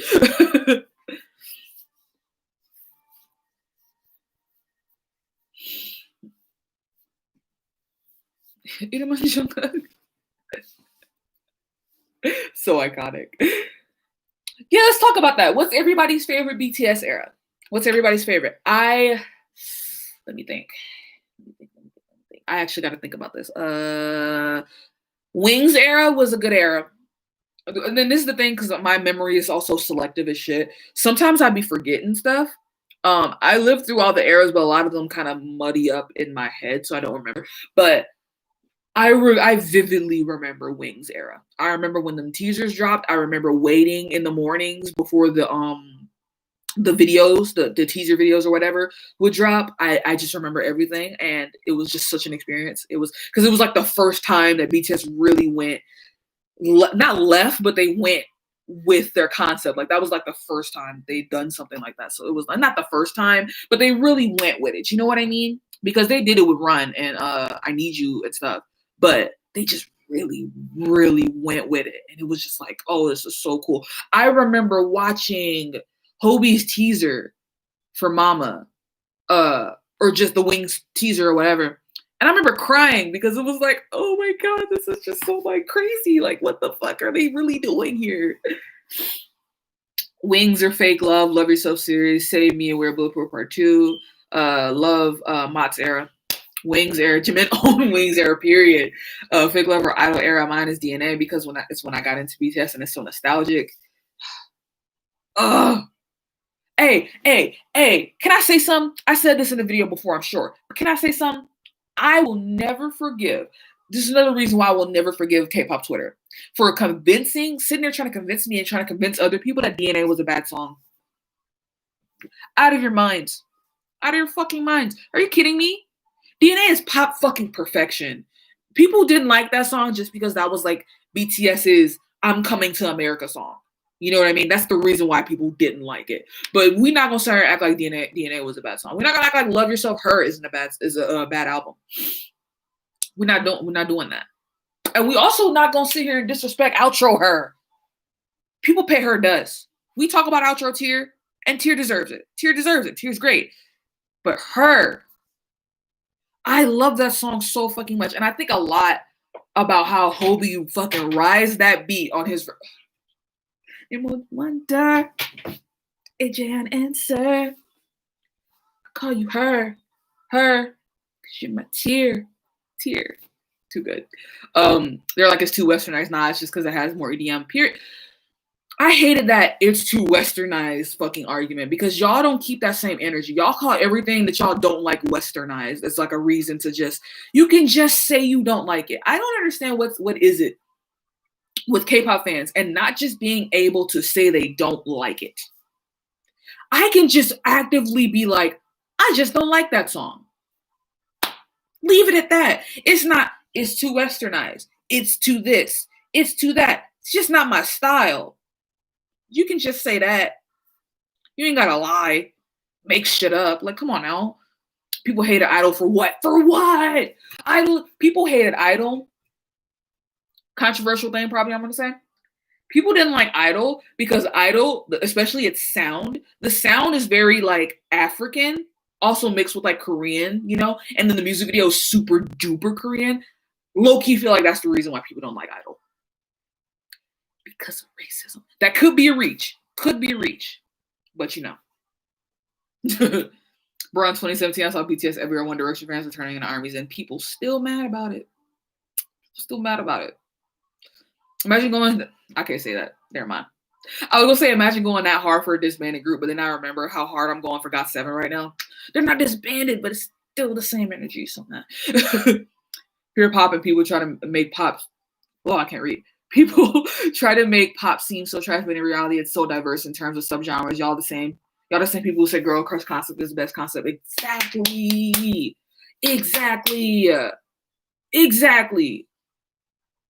If you think about it, K-pop is Western in general. Real shit. Because K-pop is based off of, okay, this could be controversial, but a lot of K-pop is based off of what trends in the Western world in a way.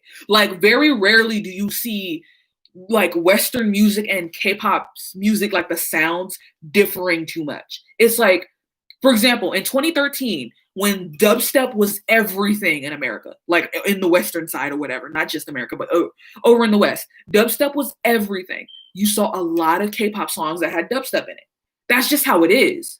And I don't even think that's just like a K-pop thing. That's good. Well, I don't know if it's a J-pop thing, because J-pop kind of be like low-key behind on the trends. But either way, music just kind of goes like that. It kind of works together like that. It all changes at once. You know what I mean? So in a way, K-pop is kind of westernized. The music itself, not like, but the music can be westernized, I will say. The dance at the beginning of Idol is so good. I love that song so much. If y'all have, and I know a lot of you haven't seen BTS live, so I don't want to sound like I'm flexing, but Idol live is chef's fucking kiss. The stage version of Idol, like the concert version of it, is so fucking good. It's so good. It gets you so, I was so stoked. I was so fucking hyped, dude. So into it. And yelling like "You can't stop me loving myself" is just such a vibe. Felt that in the fucking cockles of my heart. A lot of it is rooted in Black culture too, 100%. 100%. K-pop takes a lot of pointers from Black culture too, yep. Japan is in a whole different world. No, for real. They be doing their own thing. And I appreciate it. I fucks with it. They just be doing their own thing. They just really be doing their own thing. Oof. So rich. And people don't really want to hear that. That's why I don't understand when people get mad when like Black people call out cultural appropriation, this, that, and third. And it's like, K-pop, that was fucked up. K-pop is literally built off of Black culture. You can't tell me it's not. So you can't tell me I don't have a right to be upset when these people are using my culture for monetary gain, but can't show me the fucking simplest respect as in not using my culture as a costume.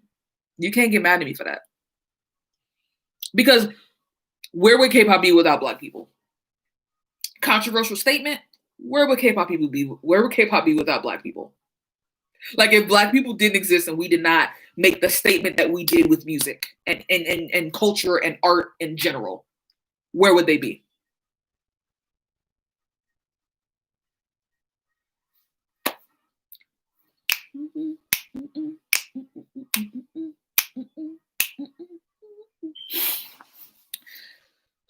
K-pop users learn big words like westernized and sexualized and don't know how to hack. Real shit. That's low-key real shit. Not even low-key, that's like high-key real shit. Motherfuckers learn words and then don't know how to use them. Like, y'all use the fuck out of like sexualize and then westernize, and then it's like normalize and fetishize and y'all just use that word everywhere you want. The more you know. Controversial, but almost every major Western culture genre is rooted in Black culture. That's tea. That's really tea. If you look at, especially music genres, if you look at the base core of like where a lot of these genres are started, they are started from Black people. Like rock music, blues. I can't give you a ton of examples, but I'm sure you can look it up. We are literally the base. We are literally the fucking nucleus of everything. Poster on your wall of the girl with the orange hair. If you're talking about this girl right here, that is Solgi. Yes, that is Solgi.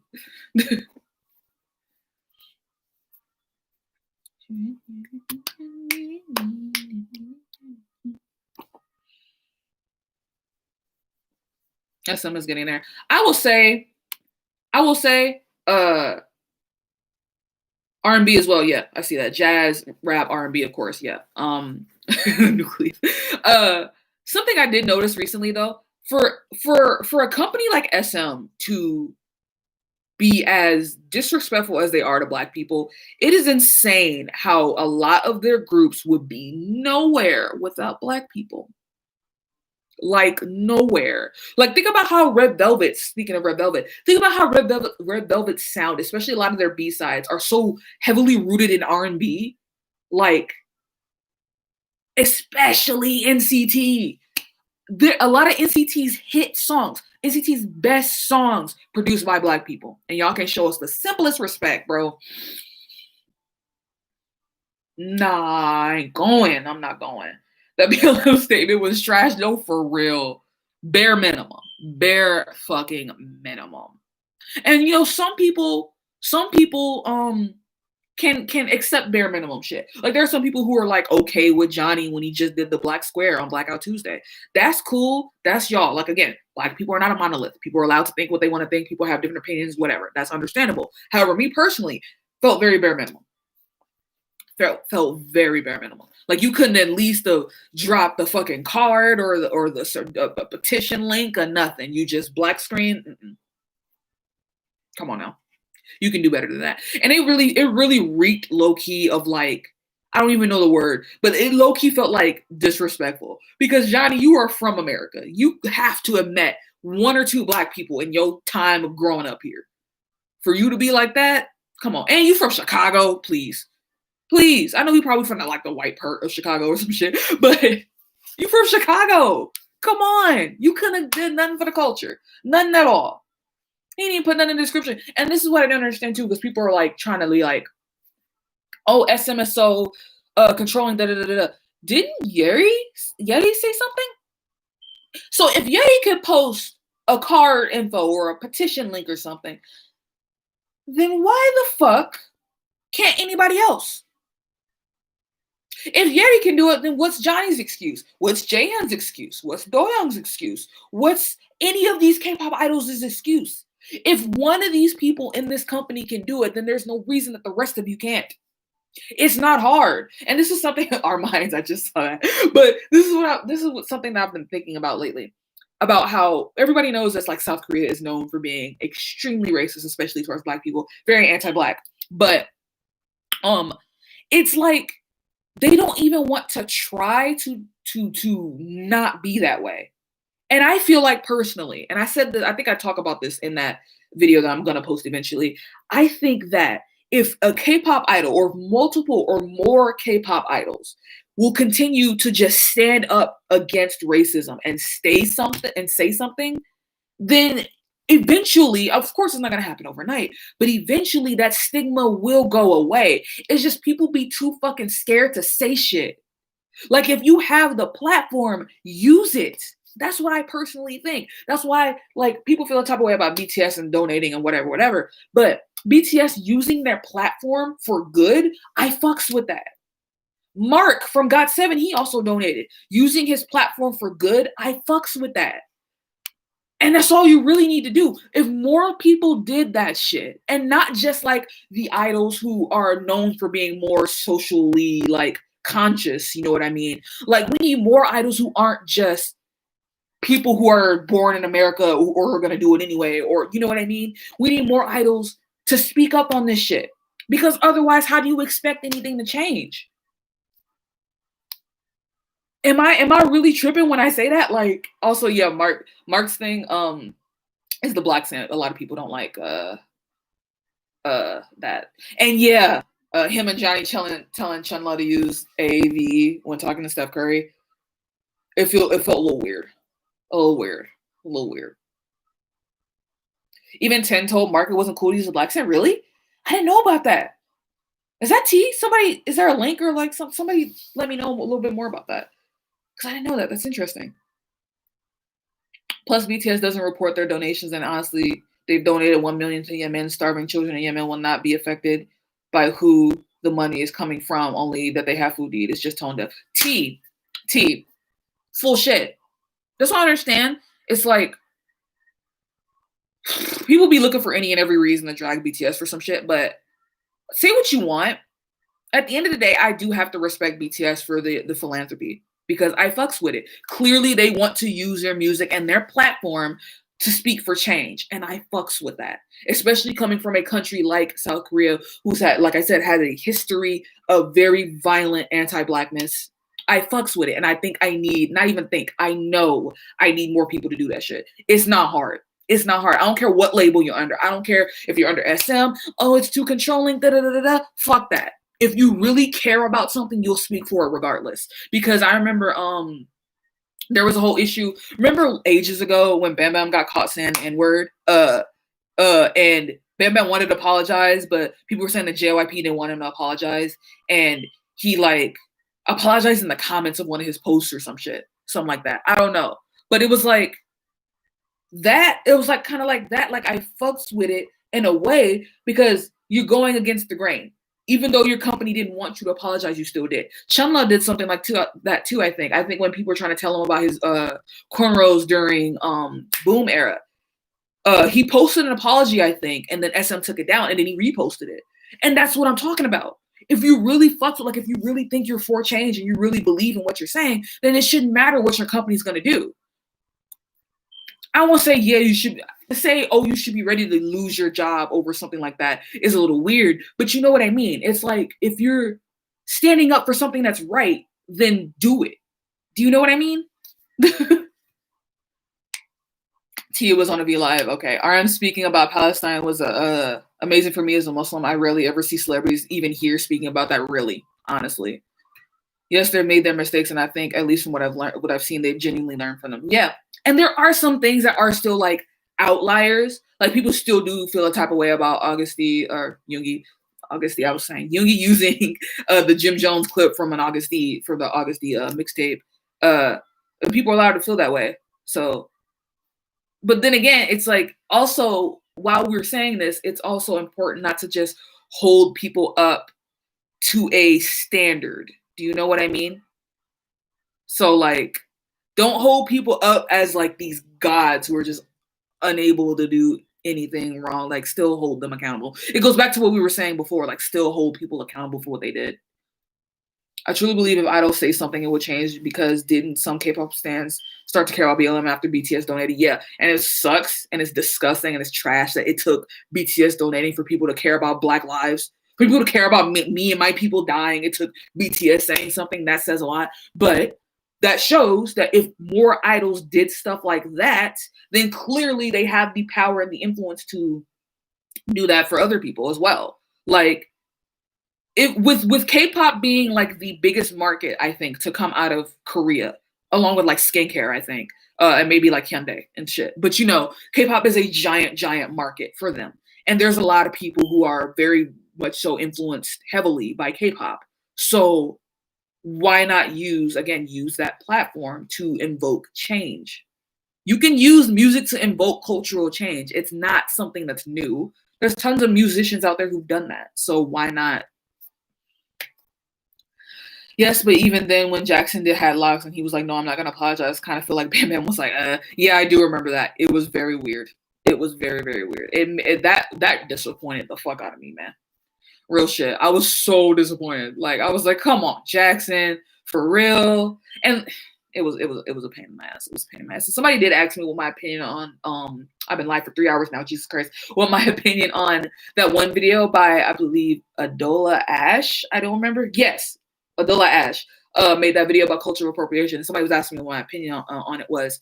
And I think it's important. I think people need to watch that video. If you've not seen that video, you should educate yourself. But however, you need to also, I haven't seen it all the way. I've only seen like bits and pieces. But let me read these comments before I forget. Mark Blackson needs to go like you're from Canada. Justin Bieberland, my guy. Especially in K-pop, so people should speak up. Yes. But I never thought he was like, yo, that's my dude, Jim.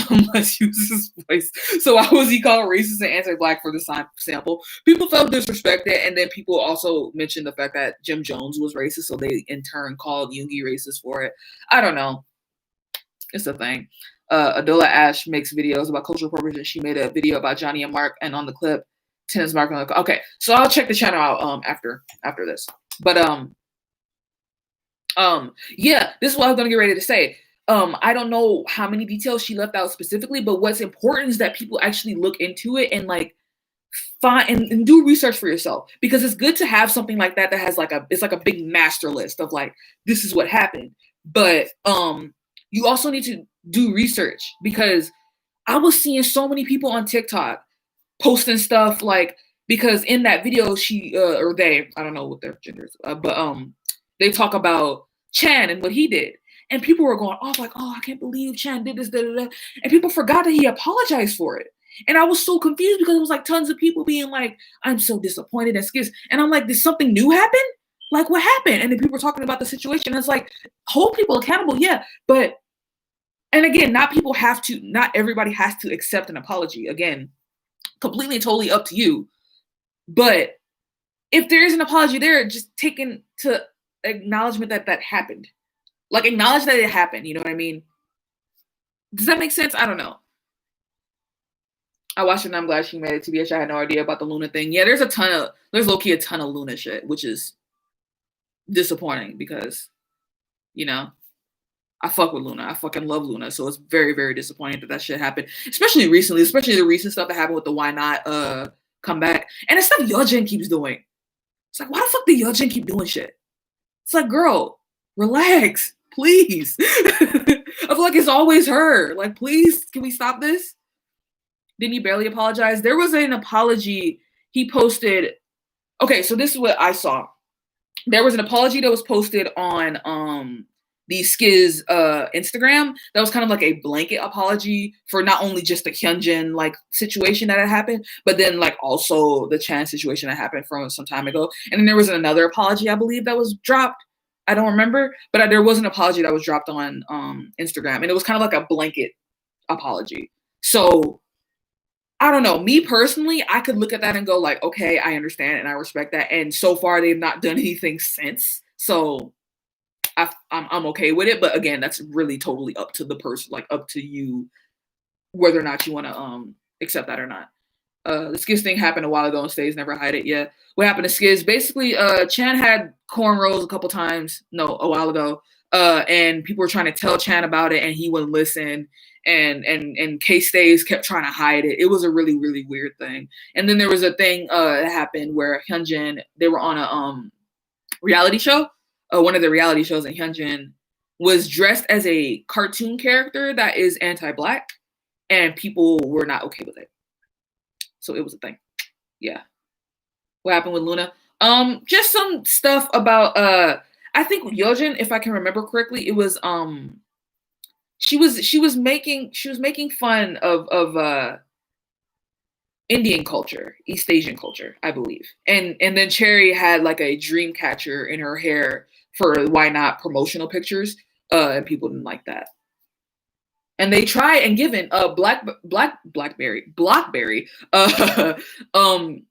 they tried to blur it out. So like when people were like telling them about it, they blurred it out, but they never really released an apology. And that's the thing, BlackBerry does this, I've seen, where there was another time where back in the day, not back in the day, but during Odd Eye Circle era, Cherry had a picture of her with a bindi on, and they posted it on Facebook, and everybody told them like, hey, no, that's fucked up. And they didn't apologize, but then they deleted the photo. So it's like they see it, but they also don't apologize. They just kind of erase it. So it's really up to them. Like I'm not East Asian, so I can't really speak for them, but it's just something interesting that they do.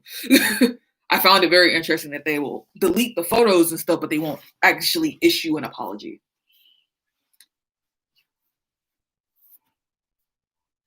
Oof. Ow, my back. I want some chicken nuggets. I was gonna make dinner, but I might call my dad and ask him to get me some chicken nuggets because now I don't really feel like cooking. Which is gonna prove his point because he was saying that he didn't think that I felt like cooking, and I was like, I'm gonna cook. Shut up. And here I am, not wanting to cook.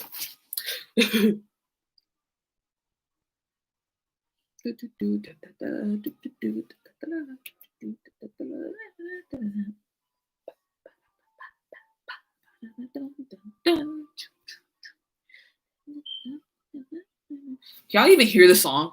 Or am I just humming? Am I just humming it really loudly? I love talking about this with y'all, which I can't read, but I read that.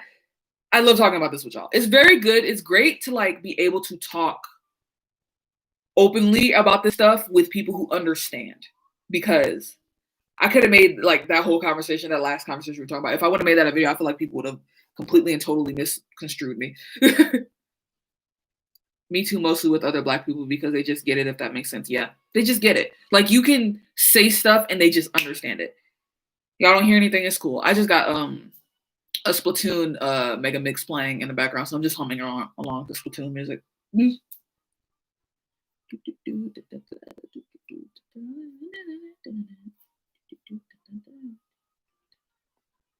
My ears keep popping, it's fucking me up. Oh shit, did y'all hear that? Fuck. I stopped doing that. I'm gonna break my neck. I wanted to say that SM is on a whole different level when it comes to disrespecting Black people, that it doesn't shock me anymore. Real shit. Real shit. And that's fucked up when you really think about it. That should not be normalized in my head. It should not already be like normalized in my head when SM does some fuck shit. I'm like, oh, that's SM again. You know what I mean? I should not already have normalized that in my head. Some gotta change. I'm for real. Because at some point, really, at some point, people are gonna get sick of it.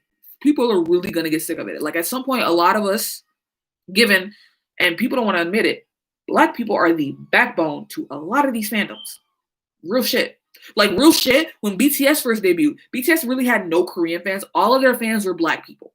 Black, all of us, we pretty much all were, so we were pretty much the backbone of a lot of fandoms. And one day we probably just, a lot of us are just gonna get sick of this shit, and we're just gonna leave. And then what? Also, what about Tan? I believe, yeah, that whole Tan situation pisses me the fuck off. Pissed me the fuck off. And I felt so weird because I knew about that situation. So for my birthday recently, was it my birthday or was it Christmas? No, for Christmas, one of my friends who kind of knows about K-pop but doesn't really know, he got me a Taeyeon album. And I appreciate it. I really do. Hey, if you're watching this video by some grace of God, Jay, if you're watching this, I don't know. This has been 3 hours, so I doubt you're watching this. I appreciate it. I really do. I do love the album. But when Tan said what she said, I was like, ah. I was like, ah. And then I got the album. I was like, ah. It feels like there aren't that many Black people in K-pop unless I'm not looking in the right places. Oh, there's a lot of us. Really? You really think? Like, you don't even have to like actively follow Black stans to know there are a lot of Black stans out here. You know what I mean? We are literally the baseball, especially these groups that are rooted in hip hop like culture and stuff, like NCT and BTS and BAP back in the day and Skiz. Like, a lot of us, or well, maybe not Skiz. There are a lot of white stays. There are a lot of white stays.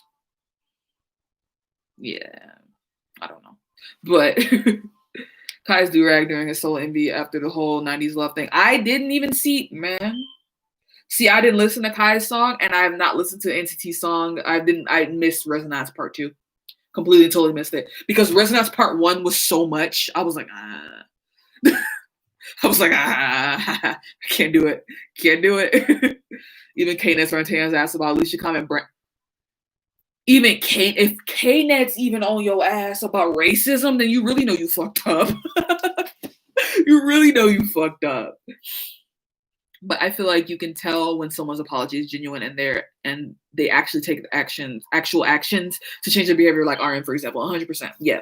There are people who you can look at their apologies and you can see that they mean it. And what you can show that they mean it, which, relax. My brain's moving faster than my mouth can go.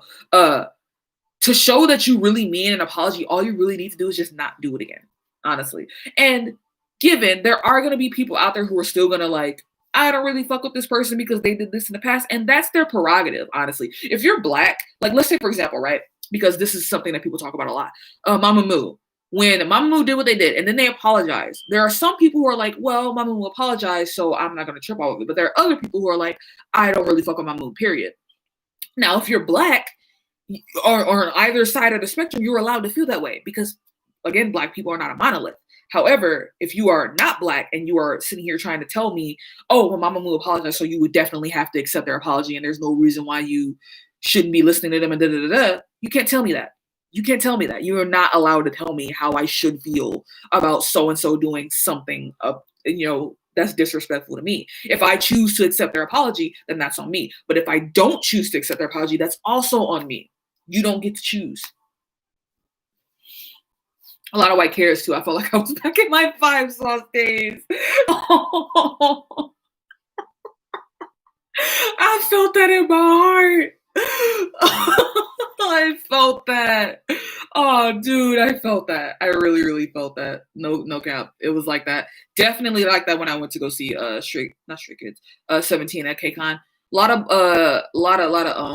Asian people and then a lot of white people. A lot of white people. Yeah. I low key felt like, because I was like, there was low key like a point where like we were doing it was like a 17 if you've ever been to KCON, you know how they have events for like fans of groups. So like whoever's performing, like there's like a carrot like thing that you can go to where carrots just hang out and do whatever. And there was a point where I and maybe 2 other people were the darkest people in the room. And it was like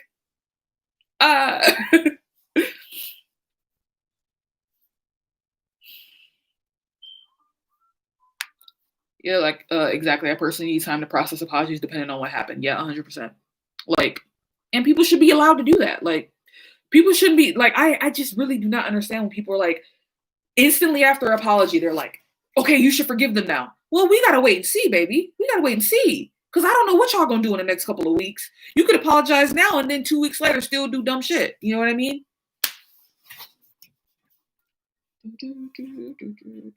Like I don't hate, but just let me step away from the group for a sec. Yep, I feel that. Black stans and Mexicans are carrying the A10E fandom. I see a lot of shit about A10Es, like white A10Es doing weird shit. You know what I mean? I follow a lot of A10Es, but I don't stand a tease. So, I don't really I don't know it firsthand, but I do see a lot of like discourse about that. I think stays are mostly Southeast Asian, especially since they're Shopee ambassadors. Okay. Sometimes I have an urge to make a black GC. I tried to do that, but not a lot of us. I wanted to do like a group chat or something where like black K-pop YouTubers can make like a group chat or something where we could all support each other because it's hard out here, but I already don't have that much of a reach to like reach out to other black creators on here. So I don't know how to do it, but I kind of want to do that. I feel like that would be a good thing to do, to have like a good support system for black K-pop fans to like hype each other up, and I feel like that would be good to do. Ooh, my head hurts.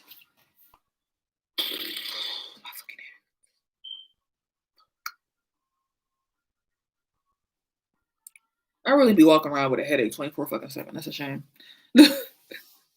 Can we? I'm African American. Word. You can join by the way, I have a Discord if y'all want to join that. You could join the Discord. I don't know if I'll actually make the group chat. Like, I don't know. I want to, but it's also like a matter of like I'd be scared to talk to people. So like I'm scared to like reach out to people to like actually make a group chat. But in the meantime, I do have my Discord. So if you guys would like to join my Discord, if you guys would like to follow me on Instagram or TikTok or Twitter, you can follow me on Twitter if you want to. I don't be on there very often, but you can still follow me. I'm on TikTok a lot lately. I'm kind of on Instagram, not that much. Yeah, those are the main ones I'm on. So you can follow me like on Instagram and like TikTok. You can still follow my Twitter if you want to, though. When brands are in a slump, I think their go-to is putting a K-pop group in a commercial. No, for real. The amount of times that I've heard Dynamite in commercials really fucks me up. Like, it's still like, it's like I don't really process how big BTS is. Like, sometimes I'll be laying down or like just waking up in the morning or something, and then my dad will have the TV on and I'll hear fucking Dynamite, and I'm like, And I'm like, oh, fucking Samsung commercials, goddamn it. My Twitter is Vivi's Girl, or VIVISGRRL on Twitter. And my Instagram is Stupid Girl, which is STOOPIDGRRL. And my TikTok is Baby Metal, but BABIE Metal. All of my usernames for every platform are different. Cause it be like that. Cause it be like that. They literally have their own set song. That's insane. When you really think about BTS's reach, it's really kind of fucking crazy. Like the amount of shit that they're able to do, like the amount of shit that's sponsored like by BTS, insane. BTS Samsung commercial, like they're forced to be there. Yo, on the real, I'm tired of that song right now. I'm tired of it. They ran that song into the ground. Like, I figured, because I knew when I heard it, I was like, oh, this is going to be a hit. Like, this is going to be played everywhere. Like, I knew it. But when I tell you they play the fuck out of this song. I'm tired of it.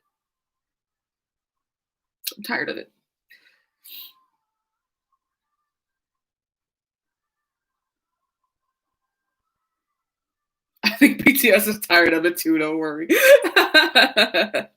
No, for real. I'm tired. I'm exhausted. Please.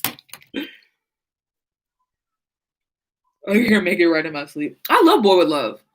I got into not an argument, but like a playful little argument with one of my friends who doesn't think that Boy With Love is fucking incredible. And I was like, what did you talk about? And she was like, just because you saw it live doesn't mean you get to say Boy With Love is the best. I was like, fuck you. Boy With Love is fire. I don't care. It's a summer anthem. Summer fucking anthem. I don't want to hear it. I don't want to hear it. I don't want to hear it, for real. My toes are cold. My ears keep popping. I keep yawning. I'm sorry, y'all. I'm yawning because I'm sleepy, but also I'm trying to pop my ears. I have BTS have iPhones that are Samsung sponsors. That's my favorite thing. My favorite thing is when they post like mirror photos and they just like block out the fact that it's an iPhone. Remember, what was that? When was that? I don't remember who did it, but remember one of the BTS members posted something and it said posted via iPhone, and they took it down and then reposted via Android.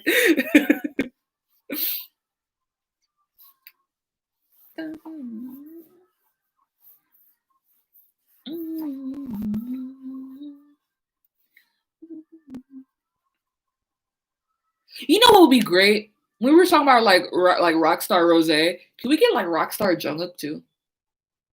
Can we imagine? Imagine Jungkook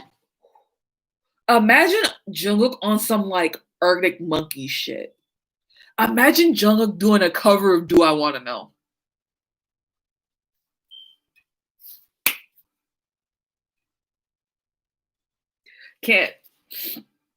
I can't do it. I can't do it. I would cry. I think I would cry.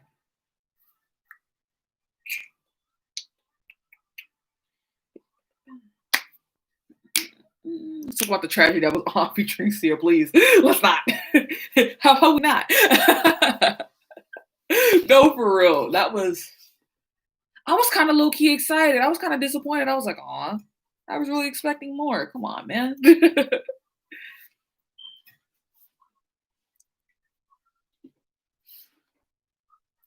Are You Mine by JK. Imagine 505.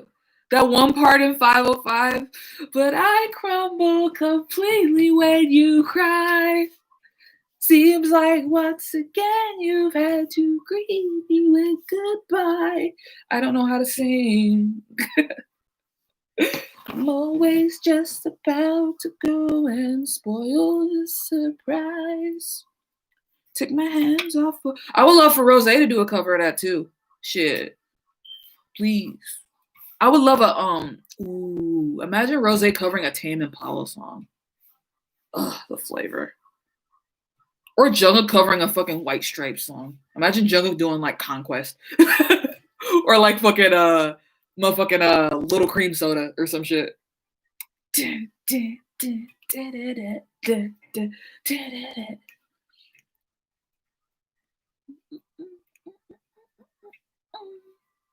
doing a cover of "You Make Me Want to Die" by the Pretty Reckless has been on my brain for weeks. I don't know what I need to do to get it out and make it happen, man. Uh, I don't.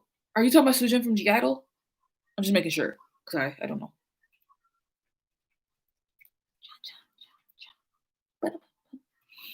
Does anyone know about Rose's solo debut? Because they've been teasing it. Apparently, it's gonna happen. Like they announced it apparently as we were doing the stream. So I guess it's like in works. Like it's actually gonna happen. They said Rose's and Lisa's were confirmed. I believe. Here, make a salad. I need to go actually because I have a fat ass headache and I think it's because I'm hungry. So I need to go eat. But I low key don't want to leave because I like talking to you guys. This was fun. This was so much fun. I really, really should do more live streams. I do them semi-frequently now, but like this was really, really fun. I really enjoyed this. I think this is the longest I've ever been live, I think. No, I think when I came back from Speak Yourself, I was live for like 4 hours, I think. Because I was taking down my hair too and shit. So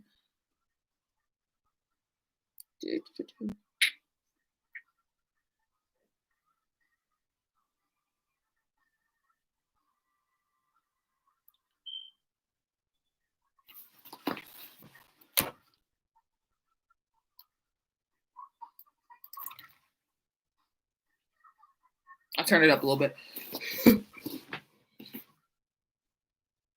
My ear! Fuck. Ear's pissing me off. She go before Blackpink the show. Gonna perform it on Blackpink the show. Word.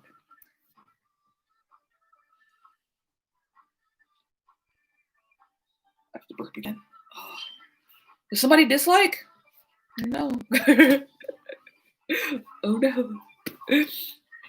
That's the one thing I'm kind of scared about. Not scared about, but like if the channel ever does get bigger, I'm gonna have to like mentally prepare myself for like there are gonna be people who are gonna dislike my videos. Like there are people who don't like them. Like I think my Enhypen treasure video has a lot of dislikes. A lot. And I think it's because people people get mad that I cut my videos up when I do reactions. And it's like they undislike, that's what I thought. You called them out and they were like, all right, I'm sorry.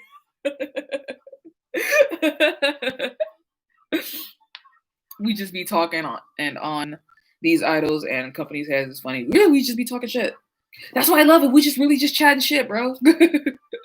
But what was I saying? I don't remember what I was saying. Fuck it. If you could sum up K-pop 2020 as a whole in one word, what would it be?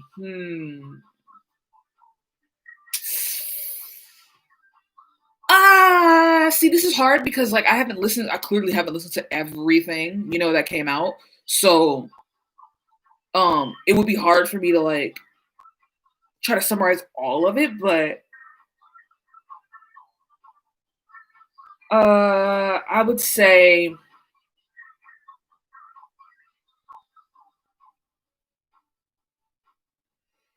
that. Can I summarize it in hand motion? There. Like that. Because the music was good. Honestly, because I'm not on K-pop Twitter or like on like a lot of these platforms. Like I only really just got into TikTok, so I only really like kind of see that. I missed all the drama, but from this song. For the most part, music-wise, everything was pretty good. Like, I really enjoyed it. Like, there was a lot of good shit to come out this year. However, despite the fact that what was going on in the world and everything, the amount of like cultural insensitivity that happened this year was kind of like too much. I don't know if it was too much or if it was just because of the climate that was like what was happening in the world already, and then it was like, this is too much. No, this live was so fun, and the first video of yours I watched was from a while ago about reactors using K-pop for clout. I really thought that was an interesting topic. Thank you. That video is really like blowing up low key. Like a lot of people are watching that video, and I appreciate it. I really do. And there are a lot of people coming from that. It's just really like shocking. I think I got a lot of like the subscribers that I have right now. are either coming from that video or from the video where I talk about people overusing the But Nam June concept, or not the concept, but the thing. Or a lot of people came from my Treasure and Hypin video because they wanted to could see me react to more Treasure and Hypin. Which, by the way, I will get back to Hypin eventually as soon as I figure out whether or not I'm gonna get copyright claimed or not. But yeah, I mean those videos are kind of popping off, and I'm excited about it. I'm proud of it. Like, I don't know. It makes me happy. It makes me happy when like stuff that I've done, especially stuff that I did like ages ago, which is kind of stuff that I don't really like look at as often. You know what I mean? The Essential Edition that's coming out is only for $18. Bet. We on that. We on that. What was I saying? What was I saying before that? I'm on that. I'm on that though. Thank you for telling me. I'm on that. I'm so on that. BTS just tweeted. Jungkook! Everybody, Jungkook just tweeted. Everybody. Jungkook just posted a picture. Jungkook just posted a picture. Look at the boy. Yes, God. Yes, God. We really summoned him. We really summoned him. Yes, God.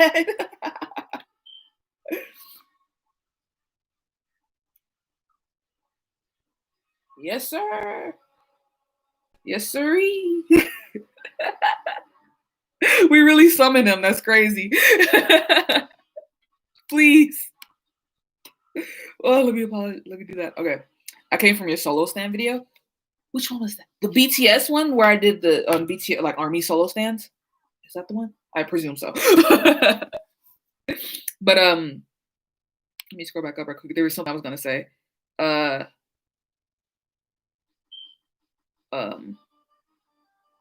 Jungkook smokes. I don't really care that Jungkook smokes. Real shit. Real shit. I will tell you this. I don't give a fuck that Jungkook smokes. I don't give a fuck that Lucas smokes. Don't care. That doesn't concern me. And I don't like that there are some people out there who treated Jungkook and Lucas smoking with more severity than they did like Henry's locks or the do-rag situation or Jaehyun San nigga or whatever, you know. Low key, I don't endorse smoking. I don't think that people should smoke. I personally don't smoke. Jungkook's hot, so I won't say I'm gonna let it slide, but you know what I mean? You know what I mean? He kind of fine. So what am I gonna do? What are you gonna do, huh? But yeah, exactly. He's an adult and it's his choice. At the end of the day, that's something that's their choice. That's their choice, so I'm not gonna like bitch on it. Being racist is not a choice though. Being anti-black, not a choice. What group is Jungkook in? Don't even worry about it. He's in NCT. Don't even worry about it. You said Jungkook, so I was confused. Someone said, nigga, yeah, Jan, this was a while ago. They were listening to back when Jan and Johnny had their show, their radio show. They played Caroline on the radio, and Caroline is just the non-black person's fucking like bane of existence, because every time Caroline comes on, Luna just tweeted Pog. I really just said Pog. Let's pretend I didn't say that. Every time Caroline comes on, it's just like, it's like a test. You really see who's who. You know what I mean? So he mouthed nigga to Caroline. That was what happened. But it's really a test whenever you see that. Whenever that song comes on, you be looking like, which one of you motherfuckers gonna say it?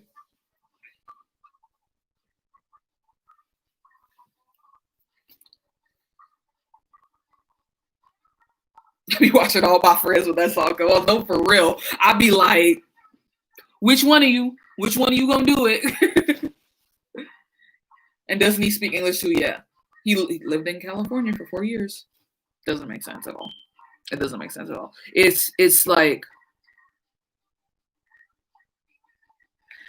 and that's the thing. If you live in California for 4 years, you have to come across one black person. There's no way you don't know. It's just ignorant. Not ignorance, but just, what's the word? Because it's not ignorance. Ignorance is not the word I wanted to say, but it's just like not caring. I feel like it's just not caring. I don't know. Lucas looks stoned sometimes, and it's so funny when he try. Hey, on the lowest of keys, I don't be telling if that nigga stoned or he just weird. You know what I mean? Cause he be doing dumb shit. It's funny as fuck to me. He's just funny though.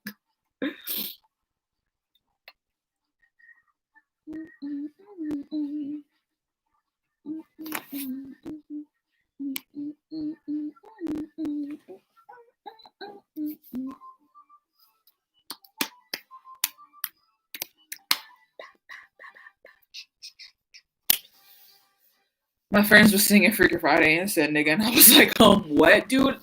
Let me tell y'all a story. There's this guy that I met recently, and we've been talking for about 5 months. It's not somebody I'm interested in like being with, but he's just a friend. We talk about wrestling together all the time. And we were talking about something. I don't remember what it was. I think we were talking about like white savior complex and stuff like that. We were just talking. And he just said nigga to me out of nowhere. He was like, there was this girl in my class who tried to cancel me for saying nigga, and he wrote it out. And I'm like, excuse me, you can't just say that to me. Hello? Like, what are you talking about? And then I called him out on it, and he's like, oh, I just kind of feel like when we tell people who can and can't say nigga, it's like, it puts power on the people of da-da-da-da. And I'm like, you're allowed to think that. I mean, not allowed to think that, but you can think that. But however, that opinion doesn't mean shit because you're not black. So therefore, you don't get to tell me that I can't get mad at you because it puts power in the hands of yada, yada, yada. You're the oppressor because he's a white man. So you're the oppressor regardless. So what are you talking about? And then we got into this whole thing. He's like, oh, I have other black friends who let me say it. Why can't I say it? Again, black people are not a monolith. Just because somebody that, I won't say coon, but just because this person over here decides to let you say it doesn't mean I'm going to let you say it. So at the very least, could you not say it to me? Could you just not say it around me, bro? Because it's not cool. And he loves to make it seem like he's a fucking ally. He's one of those white people who swears up and down, I'm an ally, I fight for black lives, da da da da, but is fighting me to say nigga. Like actively arguing against me, trying to figure out why. And then he asked me what's the problem with cultural appropriation? And I was like, I tried to explain it to him, and then he started arguing with me about it. And I was like, are you serious? Like, what's the fuck? What's the fuck? What the fuck? What's the point in asking me a question, acting like, oh, you genuinely care? Oh, you just want to know if you're just going to fight me for it if I tell you what it is. He said the dumbest shit to me too. He really said, and I was saying about how I was talking to him about how black culture is so like it's taken by everybody, and we have very little like, because of what happened and we were taken from our country, the culture that African Americans have is different from the culture that Africans have in a way, because we're holding on to what we have. There's not a lot that we have because we've been ripped away from our culture the way that we did. And he's like, don't you want your culture to be mixed with American culture? And I was like, no, I don't want to share my culture with the oppressor. What are you talking about? And he's like, well, like, what are you supposed to do? There's no like, well, you live here, so what are you supposed to do? And I'm like, do I have to tell you again that we were brought here against our will? What are you talking about? Talking about some, oh, well, you live here, so it's gonna happen anyway. Bruh, I had an out-of-body experience. I was like, are we serious? There are people out here like this? And he's like, I'm an ally. Yeah, right, bruh. Yeah, fucking right, bruh. You serious? I couldn't deal with it. Had a nerve. The nerve. The one thing white people do have is nerve. Audacity. Oh, fucking the audacity of that. I couldn't believe it.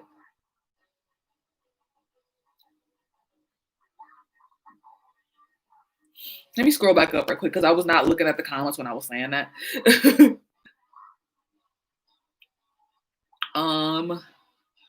Probably living in a white neighborhood where the white kids thought they were black because their mom has a black PF. Call him out. He said it twice. Yeah, he said it twice to me. I just couldn't deal with it. It rubs me the wrong way when my friends ask me why I didn't say the N-word because I'm black and I'm singing along to a song like, do you want to live through me saying it? Because that's weird. T. That's super duper weird.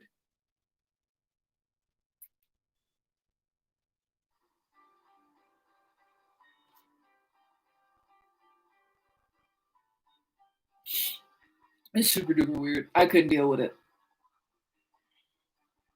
What got me was that he just swears up and down that he's an ally, bro. He one of them motherfuckers that didn't vote too.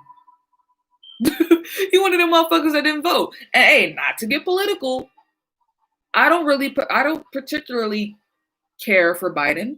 But he was the best of a bad situation. I sure as hell wasn't gonna let the other nigga win. So I voted. And he's like, I'm not gonna vote because I don't like either or whatever. And I was like, you're not gonna vote? Really? Really? You're one of those guys?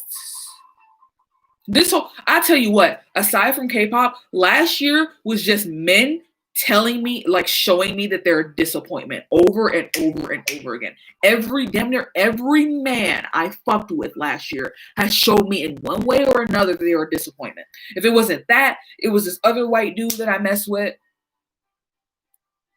And I was gonna say something that was like a little bit NSFW, but I know a lot of you are like young on here, so I won't say it. But just weird. He's just a weirdo. And then there was another dude who like fucking fucked me up for a little bit. I would tell you guys that story, but again, some of you guys are underage, so I will not do that. But last year was just men showing me that they're not worth shit. All year. All year.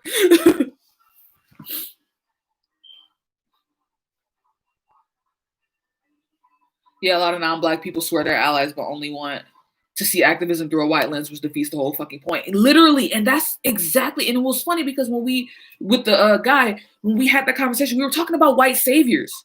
Because we were talking about like The Help and stuff like that, and like movies like that. And what's the other movie that has Sandra Bullock in it? Something, I don't remember. But we were talking about like white savior movies about people who see racism through a specific lens and think this one thing will fix it. But then when we have something like When They See Us or movies or shows like that, The Blind Side, that's what it is. Movies or shows like When They See Us and stuff, they say like, oh, that's too uncomfortable. This is too that. Yeah, it's uncomfortable because that's what life is for black people. It is not the cookie cutter shit that you see in The Blind Side and The Help. And it's not like, oh, this one white woman decided to be a good Samaritan and save this black person. And that's the end of racism. That's not how that goes. That's not how it fucking goes. Life is fucking hard for us, nigga. Like, and if you truly want to be an ally, you have to accept and understand that you will never, ever understand the fucking struggle that we go through. It's terrible. You just won't understand it. That's what I'm get. That's what I'm get. But anyways, I don't want to end the stream on that, so I'm going to talk about something different for a little bit, for like 2 seconds. Let's talk about something else right quick before I go. Unless those men are being house, don't care, stay away from me. Real shit. Unless you're motherfucking, who am I into lately?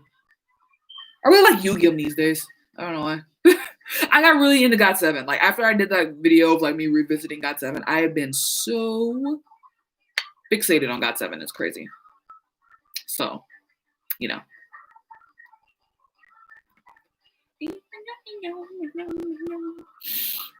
Favorite song off Mot 7? Let's go down the list. Oh, let's go down the list. Why don't we? Big tweeted something I wanted to see. Let's go down the list. Why don't we? Oh, let's go down the list. Because it would be a cop-out to be like, oh, the whole album. Me personally, though, I think I listen to Filter entirely too much. I think I really do. The ones I listen to the most are Filter and Ego. Filter and Ego. I listen to On a lot. I went through like a period where I was listening to On literally all the time, and then I stopped for a little bit, and then I listened to it again. And as I was just listening to it via my headphones, just like really listening to it, I was like, yo, they really kind of went crazy on this song, bro. Like I was just really like, bro, the production, Louder Than Bombs. Ugh. I can't listen to The Eternal unless you want to see me cry. Unless you want to see Unless you want to see me cry, we can't do that. We can't do that. I'm a crybaby. Work so hard, you crybaby. No, for real, I can't. I can't do it. I really can't do it. But if I would choose one song, I might say Ego, because I just love Ego. I just love it so much. It makes me so happy. It's such like a, whenever I'm in a shitty mood or something happens and I'm like, blah, like I need like a boost me up. I just put on Ego and life is great. Life is fucking great. I love Ego. It's such a good song. I love Hobie's like solo songs. His solo work is kind of incredible. Real shit, if we want to talk about it right fast, of all the BTS rap line, I think I love Hobie the most. Not just because he's my bias, but I just love the way he raps and I love his flow and I love the way he goes about his music. I love his approach to his music. Like when you listen to Hope World and even when you listen to One Verse and like Mama and like Ego, it's just the way he approaches his music. I just fuck with it. I just fuck with it. I really fucking Boy Meets Evil. Listen, as a Hobie fan, when that shit happened and Hobie finally got his first intro, do you know? I lost my mind. My lips are doing that thing again. I lost my fucking mind. Couldn't believe it. Couldn't fucking believe it. I love Boy Meets Evil. It's so good. It's so good. People pay it dust. People don't talk about it enough. So good. So fucking good. Hobie, probably one of my favorite rappers just because he's so, you can tell that he's very influenced by like old school rap, like 90s, like old school rap. And I just love it. It just sounds so good. Like the way his voice, just like I feel like timbre is not the right word, so I don't want to say it. But his voice is just nice. And the way he rides beats and shit, it's just so good. No, I love his voice, like 100%. 100%, that's exactly what it is. I love his voice. He became my bias when B&B came out. Word, I do. Side note, I remember when Wings Era came out, and that was when Hobie had orange hair, and he, like, the amount of people who swerved into Hobie's lane that era was crazy. It was so funny. His style is so him, and then the beginning of Blue Side reminds me of something of Tyler, the Creator. Exactly. Oh my God, you hit the fucking nail on the head. I'm sorry if I woke her up. She good. Period. I love Tyler, the Creator, by the way, because you really hit it. You really hit it. Could you imagine a Hobie Tyler, the Creator project? Could you imagine? I'm trying to do this, make sure this septum don't fall out. The fucking shit, bro. I would die for a Tyler, the Creator, J-Hope song. Just once. I don't know. Maybe if they not both rapping on it, maybe a Tyler produce a song for Hobie. I would die for that shit, man. That's like perfect. Those are my niggas. Yes. Oh my God. That just got me so stoked. Damn, y'all don't understand. That just made me so happy. That just made me so happy. Fuck. I'm bugging. Cause now I'm really thinking of like, imagine Hobie on something like Igor. This is probably a reach, but y'all know Earthquake. Imagine if instead of Playboy Cardi, imagine if it was Hobie on that track. Could you imagine? Could you imagine? Ugh.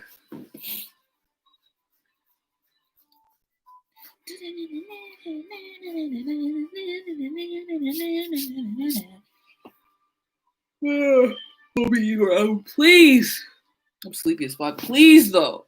Fuck. I love Igor, by the way. This is not K-pop related. Igor, one of my favorite albums ever fucking made. Tyler Creator's a fucking legend. I think he's a fucking a musical god. He knows what he's doing. The production on that shit is incredible. Like I remember very vividly sitting down and listening to that whole album. And it was like at 3 a.m. or something. It was really late at night, and I had headphones in, and I just like his album said to listen to it all the way through with no interruptions and no breaks, and just listen to it. So I did that at 3 a.m. Just listen to the whole album through. I cried. Shit fucked up. It was so good. If you've not listened to Igor, please do. Please do. So good. Had me feeling for like some heartbreak or romantic shit that I've never even really experienced like that. Like my opinion, Ariana Grande is kind of overrated. I don't know because I don't listen to her super duper often, so I can't really like speak on that. But I do like a lot of her stuff, and I do feel like her fame is kind of deserved because she. It's not like she isn't talented. Do you know what I mean? It's like she does have that stage presence. She's beautiful, and her music and her song, her voice is what I'm trying to say. Her voice is fucking incredible. So. Maybe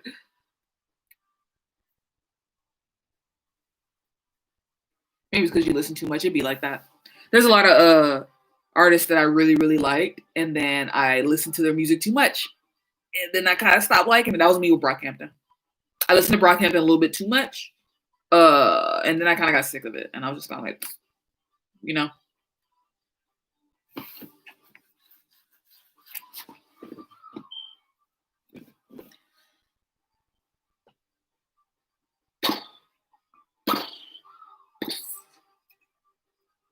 You guys ever think that I'll get to the point where I can make merch?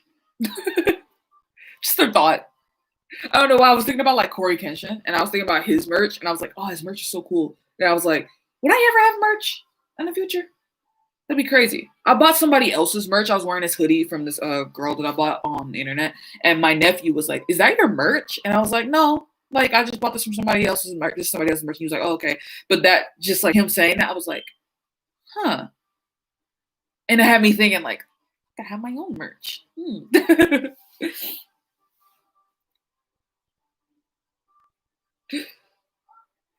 Give us merch. I would love to. My thing is that I've always had this idea because this is just me personally. Whenever it comes to merch, I want something that can double as merch, but also is just something regular, like everyday shit. You know what I mean? Because I always hated it when you have something that's too overtly one thing. Like when I first got into BTS, for example, a lot of BTS merch was not subtle. It was very like Bangtan Boys, duh. Like I hate that because it's like then me personally, I don't want to feel like too much of like I'm doing too much. Do you know what I mean? So like when I buy merch, I personally look for something that's kind of like subtle. It could just pass as a cool shirt, but when you look at it and if you know who it is, then you know who it is. Like for example, I'm gonna give you an example. Bet hold up.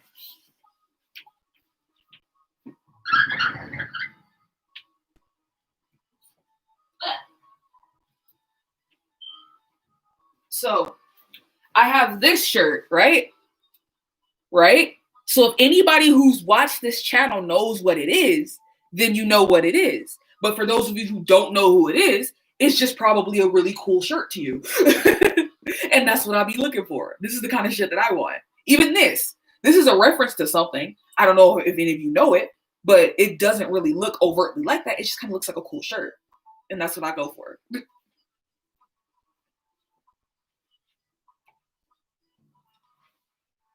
What's up, Phoebe? What's up? Oof.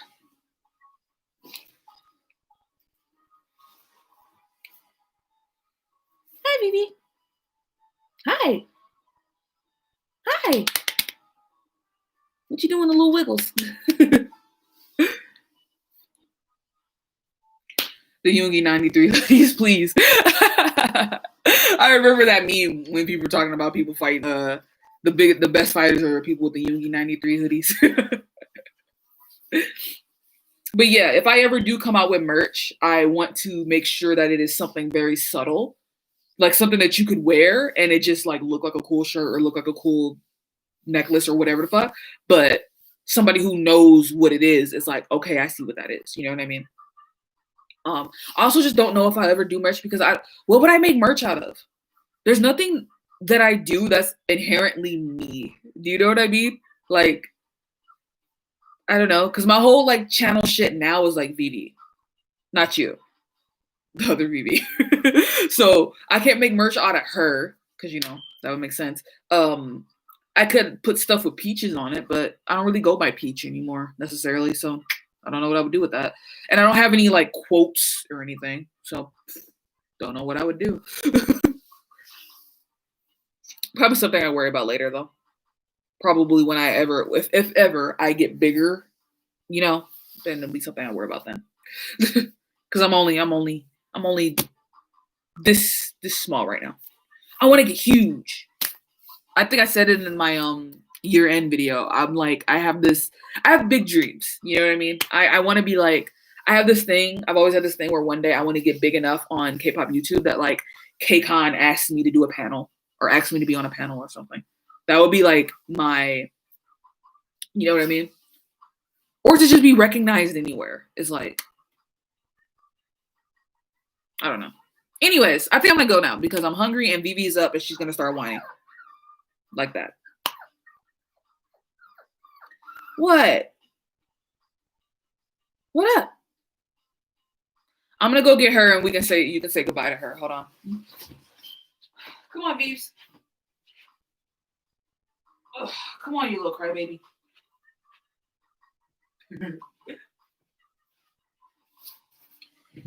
Here she is, Queen Vivi.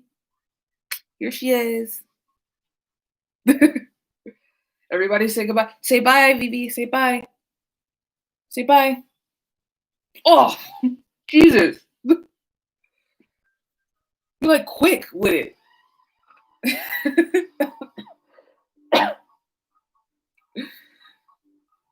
What? What? Okay.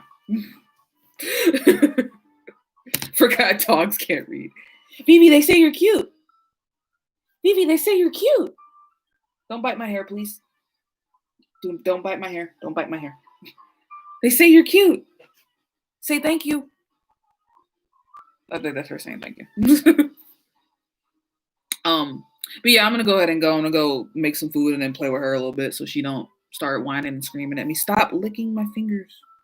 So yeah, this was fun. I've almost been on for 4 hours. Wow, this is crazy. But this has been a lot of fun. I really like doing this. Hopefully I can see you guys next time I do a live stream or whatever.